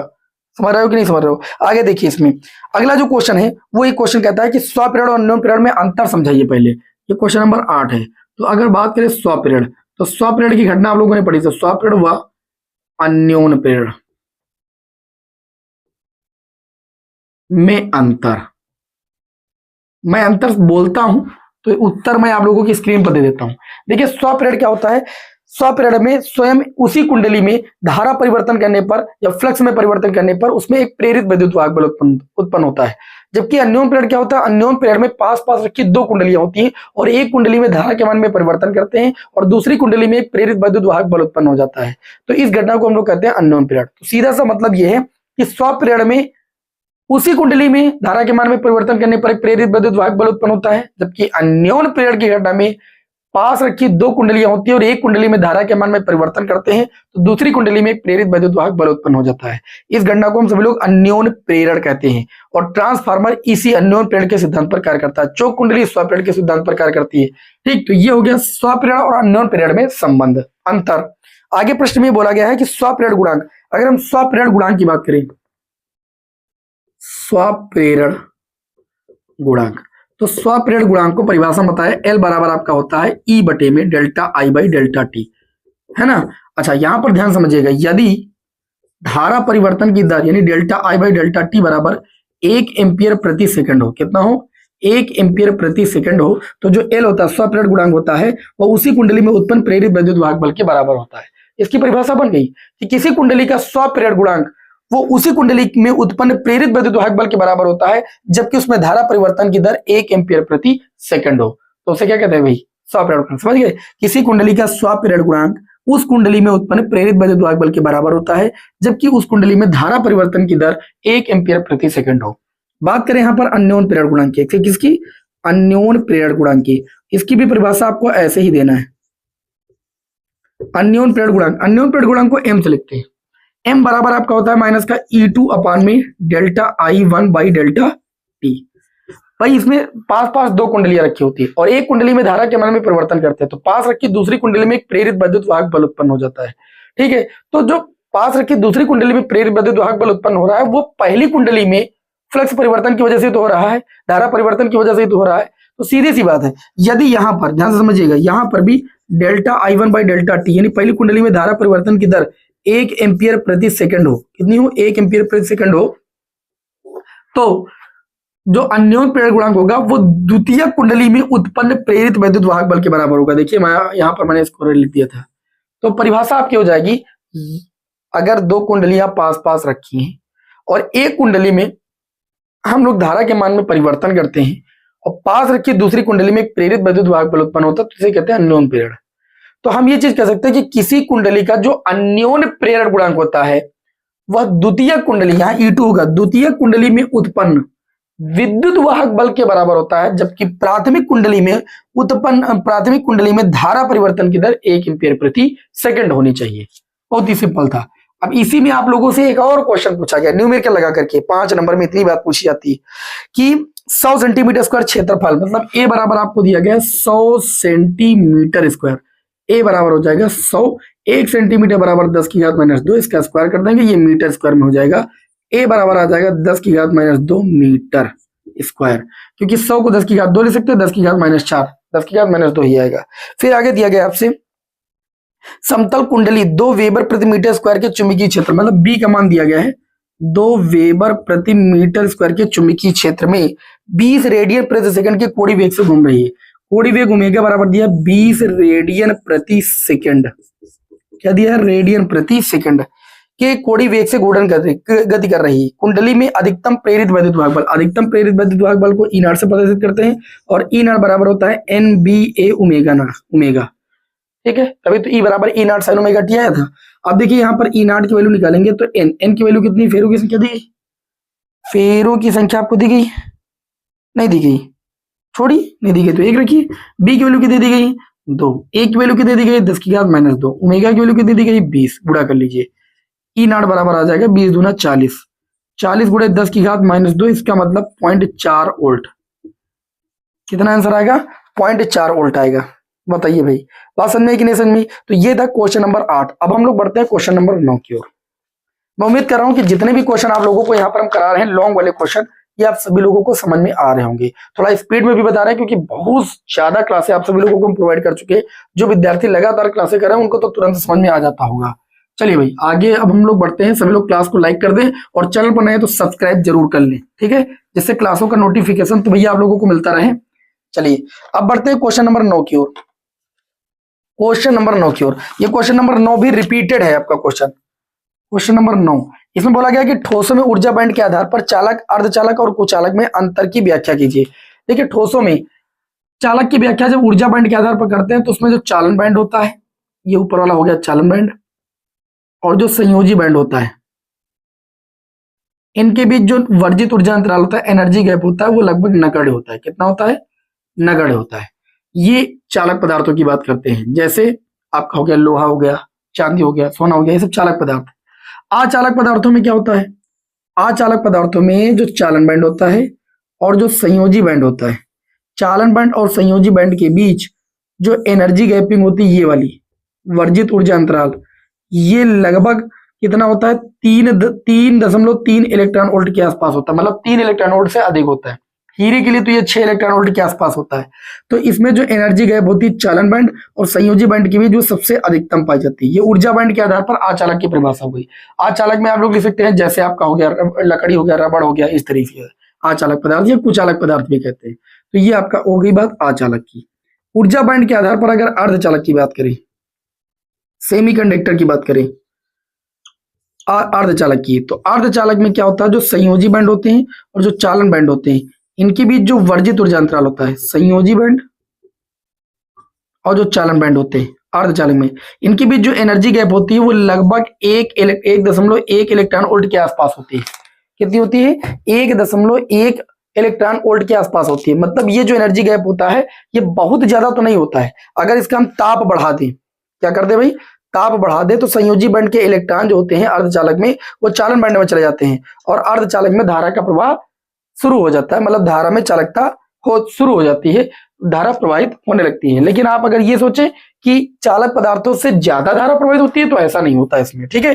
अर्थात अर्धचालक का ताप बढ़ाने पर संयोजी बैंड के इलेक्ट्रॉन चालन बैंड में जाने की वजह से अर्धचालकों में धारा प्रवाहित होने लगती है। अर्धचालक में अगर उदाहरण देना आप लोगों को तो आप दे सकते हैं जर्मेनियम और सिलिकॉन। ये अर्धचालक के हो गए 2 उदाहरण। तो ये तीनों फिगर आप बनाएंगे ऊर्जा बैंड के आधार पर चालक, अचालक और अर्धचालक की व्याख्या करने के लिए। बात समझ में कि नहीं समझ में? मैं उम्मीद करता हूं जरूर समझ में आई होगी। आगे ये दिया गया शुद्ध अर्धचालकों में डोपिंग की क्या हो सकता है। मैंने डोपिंग को बताया था कि अपमिश्रण कहते हैं। डोपिंग को क्या कहते हैं भैया? अपमिश्रण कहते हैं। डोपिंग को हिंदी में हम लोग कहते हैं अपमिश्रण। जो निज या शुद्ध अर्धचालक होते हैं उसमें हम त्रिसंयोजी या पंच संयोजी तत्व अपद्रव्य के रूप में मिलाते हैं, तो उसकी जो तो पदार्थ जो होता है वो बाह्य या अशुद्ध अर्धचालक बन जाता है और उसकी चालकता कई गुना बढ़ जाती है, और इस प्रक्रिया को हम लोग कहते हैं डोपिंग। तो हम कहेंगे बाह्य या आप बोलेंगे शुद्ध या निज अर्धचालकों में जब त्रि या पंच संयोजी तत्व अपद्रव्य के रूप में मिलाया जाता है तो वह तत्व बाह्य अर्धचालक या अशुद्ध अर्धचालक में परिवर्तित हो जाता है और उसकी चालकता कई गुना बढ़ जाती है, और इस प्रक्रिया को हम लोग डोपिंग कहते हैं। क्या कहते हैं? डोपिंग या अपमिश्रण भी कहते हैं। शुद्ध अर्धचालकों में डोपिंग की आवश्यकता यही है कि उसकी चालकता कई गुना बढ़ जाती है। आगे दिया गया दिए गए परिपथ में आदर्श डायोड D1 व D2 में धारा का मान ज्ञात कीजिए। अभी आपके सामने एक क्वेश्चन है, न्यूमेरिकल भी इसी में पूछा गया है, और जो विद्यार्थी मेरी अर्धचालक वाली क्लास को देखा होगा वो जरूर कर लेगा, मैं ऐसी उम्मीद करता हूं। ये हो गया 10 ओम, ठीक है। और यहाँ पर एक डायोड लगा है, बस ये आप इसमें समझिए कि कौन डायोड अग्रमनम में कौन सा पश्चमनम में। अगर ये समझ गए तो सारा खेल आप समझ जाएंगे। देखिए भाई, यहाँ पर आपके पास 2 वोल्ट की बैटरी लगी हुई है। कितने वोल्ट की? 2 वोल्ट की। यहाँ पर 5 ओम का प्रतिरोध है। ये डायोड D2 है और ये डायोड D1 है, ठीक है। बहुत ध्यान से समझिएगा। दिए गए परिपथ में आदर्श डायोड D1 और D2 में धारा का मान ज्ञात कीजिए। अगर डायोड D1 की बात करें तो डायोड D1 का जो पी सिरा है, ये त्रिभुज वाला पी सिरा होता है। कौन सा सिरा होता है? पी सिरा। पी सिरा बैटरी के धन टर्मिनल से जुड़ा है और एन वाला तो बैटरी के नेगेटिव टर्मिनल से जुड़ा है। लेकिन जो डायोड D2 है उसका एन वाला सिरा पॉजिटिव टर्मिनल से जुड़ा, तो डायोड D2 क्या हो जाएगा? पश्चमनम में हो जाएगा। और जब डायोड पश्चमनम में होगा तो वो अपने से धारा जब बहने नहीं देगा, क्योंकि बहुत कम धारा बहती है पश्चमनम में है। तो हम ये चीज कह सकते हैं कि डायोड D2 में जो प्रवाहित धारा हो जाएगी, इसमें क्या पूछा गया था? D1 और D2 में प्रवाहित धारा, तो D2 में जो प्रवाहित धारा हो जाएगी वो आपकी हो जाएगी 0, हो जाएगी 0, क्योंकि वो पश्चमनम में। अब डायोड D1 में धारा बहेगी, इसमें धारा में निकालना है, तो इसमें अवरोध कितना लग रहा है? 10 ओम। धारा निकालना है तो D1 में धारा निकालना है, तो D1 में धारा निकालने के लिए हमको चाहिए I बराबर V/R। तो वोल्टेज कितना लग रहा है इसके सिरों के बीच? 2 वोल्ट। और अवरोध कितना लग रहा है? तो आप कहेंगे 10 ओम। मतलब 2 को 10 से भाग करेंगे 0.2 एम्पियर की धारा बहेगी। डाइवर्ट D1 अगर अभिनंदन है, इसमें धारा बहेगी 0.2 एम्पियर की। डाइवर्ट D2 पश्च अभिनंदन होने की वजह से धारा प्रवाहित नहीं होगी, अर्थात ये 5 ओम निष्क्रिय रहेगा, कोई कार्य का नहीं रहेगा। अब देखिए इसी में अथवा पार्ट में दिया गया है किसी गोली पृष्ठ द्वारा प्रकाश अपवर्तन का सूत्र लिखिए और इसकी सहायता से पतले लेंस के लिए एक लेंस मेकर सूत्र का निगमन करना है, और ये भी दर्शाइए कि अवतल लेंस की फोकस दूरी ऋणात्मक होती है। साथ में ये भी आपसे पूछा गया है। चलिए भाई इसे रब कर देते हैं और आप लोगों को तीनों बातें आप लोगों को अच्छे से समझाते हैं। ठीक, हालांकि लेंस मेकर सूत्र आपके एग्जाम में कई बार आ चुका है, और लेंस मेकर सूत्र का जो निगमन हम लोग करते हैं वो गोली पृष्ठ पर अपवर्तन के सूत्र से ही करते हैं। तो मैं आप लोगों को बता दूं कि जो गोली पृष्ठ पर अपवर्तन का सूत्र होता है, गोली पृष्ठ पर अपवर्तन का सूत्र, तो गोली पृष्ठ पर अपवर्तन के सूत्र का निगमन आप लोगों ने किया है N2 बटे V माइनस N1 बटे U बराबर आपका होता है N2 माइनस N1 बटे में R। ये गोली पृष्ठ पर अपवर्तन का सूत्र होता है, चाहे उत्तल पृष्ठ के लिए निकालिए चाहे अवतल पृष्ठ के लिए निकालिए। अब आपसे निगमन करने के लिए क्या गया, लेंस मेकर सूत्र का निगमन करने के लिए बोला गया है। लेंस मेकर सूत्र का निगमन आपको करने के लिए बोला गया इसी फार्मूले की मदद से। तो एक पतला लेंस हम लोग बना लेते हैं, लेंस L, इसके माध्यम का अपवर्तनांक N2 है और ये मुख्य अक्ष हो गई, और लेंस के दोनों ओर का अपवर्तनांक N1 है। प्रकाश किरण ये एक वस्तु रखी है जो कि U दूरी पर रखी है, इससे चलने वाली पहली किरण इस लेंस के प्रथम पृष्ठ पर आपतित होती है। तो प्रथम गोली पृष्ठ पर क्या होगा, अपवर्तन की गणना होगी। अपवर्तन की गणना कैसे होगी, प्रकाश किरण N1 से N2 में जा रही है, तो ये क्या हो जाएगी, अभिलंब की ऐसे झुक जाएगी। तो लिखेंगे प्रथम पृष्ठ पर, क्या लिखेंगे, प्रथम पृष्ठ पर गोली पृष्ठ पर अपवर्तन के सूत्र से, अपवर्तन के सूत्र से, अपवर्तन के सूत्र में बताया गया कि N2 वो माध्यम है जिस माध्यम में प्रकाश किरण जा रही, N1 वो माध्यम है जिस माध्यम से प्रकाश किरण जा रही। तो जा तो N1 से रही और N2 में जा रही, तो N2 के स्थान पर N2 ही रखेंगे। ठीक, प्रतिबिंब कहां बनेगा, मान लीजिए दूसरा प्रश्न नहीं होता तो ये किरण ऐसे निकल जाती, प्रतिबिंब मान लीजिए I डैश पर बनता है, लेकिन ये आभासी है, हम ऐसे कल्पना कर रहे हैं, मतलब V डैश पर बनता है। तो N2 बटे V के स्थान पर V डैश रखेंगे, N1 के स्थान पर N1, U के स्थान पर U रखेंगे, बराबर N2 माइनस N1 बटे में पहले पृष्ठ की वक्रता त्रिज्या R1 हो जाएगी। इसी प्रकार ध्यान से समझिएगा। अब ये जब दूसरा प्रश्न नहीं होता तब यहाँ पर प्रतिबिंब देना, लेकिन दूसरा पृष्ठ है, जब दूसरे पृष्ठ पर प्रकाश किरण आएगी तो ये फिर यहाँ पर अपवर्तित होगी, क्योंकि यहाँ पर अपवर्तन की दोबारा गणना होगी। जब यहाँ पर अपवर्तन की गणना होगी, इसके अभिलंब आप खींचेंगे, प्रकाश किरण सघन से विलंब में जाएगी तो अभिलंब से दूर हटेगी, और जब ये अभिलंब से दूर हटेगी तो यहाँ पर ये I पर मिलेगी, इसकी दूरी कितनी हो जाएगी पृष्ठ से, वो आपकी V हो जाएगी। तो इसी प्रकार द्वितीय पृष्ठ पर, द्वितीय पृष्ठ पर क्योंकि द्वितीय पृष्ठ पर भी क्या हुआ है, अपवर्तन, तो द्वितीय पृष्ठ पर अपवर्तन के सूत्र से। लेकिन ध्यान रखना, द्वितीय पृष्ठ पर जब अपवर्तन हुआ तो प्रकाश किरण N2 से N1 में जा रही थी, मतलब इस सूत्र में जहां पर N2 है वहां पर आप रखेंगे N1, और जहां पर V है तो V के स्थान पर तो V ही रखेंगे, बराबर उसके बाद माइनस, ध्यान से समझिएगा, इसी सूत्र में माइनस N1 के स्थान पर N2, क्योंकि N2 से जा रही, और वस्तु की दूरी, ये जो I डैश है द्वितीय पृष्ठ के लिए वस्तु का कार्य करता है, तो यहाँ पर वस्तु की दूरी V डैश हो जाएगी, बराबर N2 के स्थान पर N1 और N1 के स्थान पर N2 बटे में द्वितीय पृष्ठ की वक्रता त्रिज्या R2, उसको मान लीजिए समीकरण 2, और सिंपल कुछ नहीं करना, समीकरण 1 2 को जोड़ देना है बस।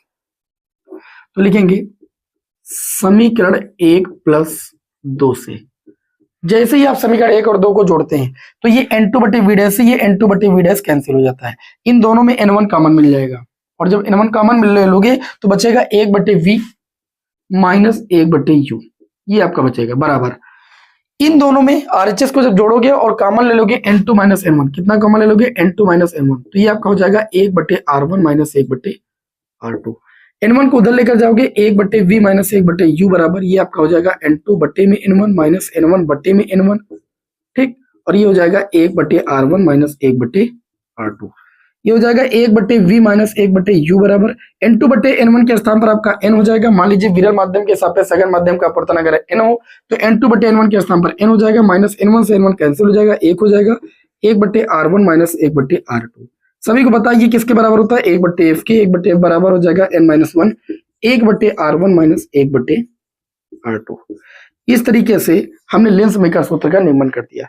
इन्होंने कहा सिद्ध कीजिए, एक बात और पूछे, सिद्ध कीजिए, ये भी दर्शाई कि अवतल लेंस की फोकस दूरी ऋणात्मक होगी।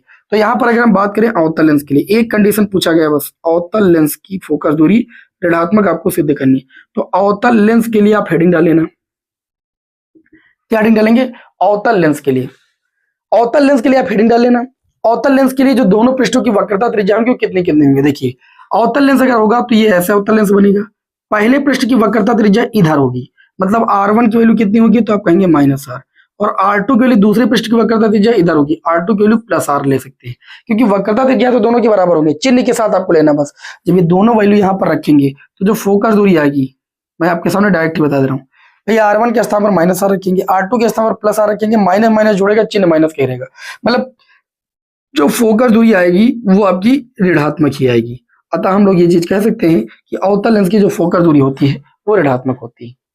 क्या होती है भाई? ऋणात्मक होती है। तो कैसे अवतल लेंस की फोकस दूरी ऋणात्मक हुई? क्योंकि अवतल लेंस में प्रथम पृष्ठ की वक्रता त्रिज्या ऋणात्मक होगी, द्वितीय पृष्ठ की वक्रता त्रिज्या धनात्मक होगी। लेंस बेकर सूत्र में जब दोनों वैल्यू रखेंगे तो परिणामी फोकस दूरी जो मिलेगी उसकी प्रकृति आपकी ऋणात्मक होगी। अतः अवतल लेंस की फोकस दूरी क्या होती है? निगेटिव होती है। इस तरीके से ये पूरा मॉडल पेपर सॉल्व होता है और मैं उम्मीद करता हूं कि आप सभी लोगों का जो जज्बा है और इस जज्बे को आपके सलाम है कि आप सभी लोग पूरी मेहनत के साथ पढ़ाई कर रहे हैं और आप अच्छा से अच्छा स्कोर करेंगे, मुझे पूर्ण भरोसा है। बस आप लोग भ्रमित मत होइए, इधर उधर मत ज्यादा भागिए, एक जगह से पढ़ाई कीजिए, आप अच्छे नंबर लेकर आएंगे। चलिए आपको हम नेक्स्ट क्लास मिलते हैं।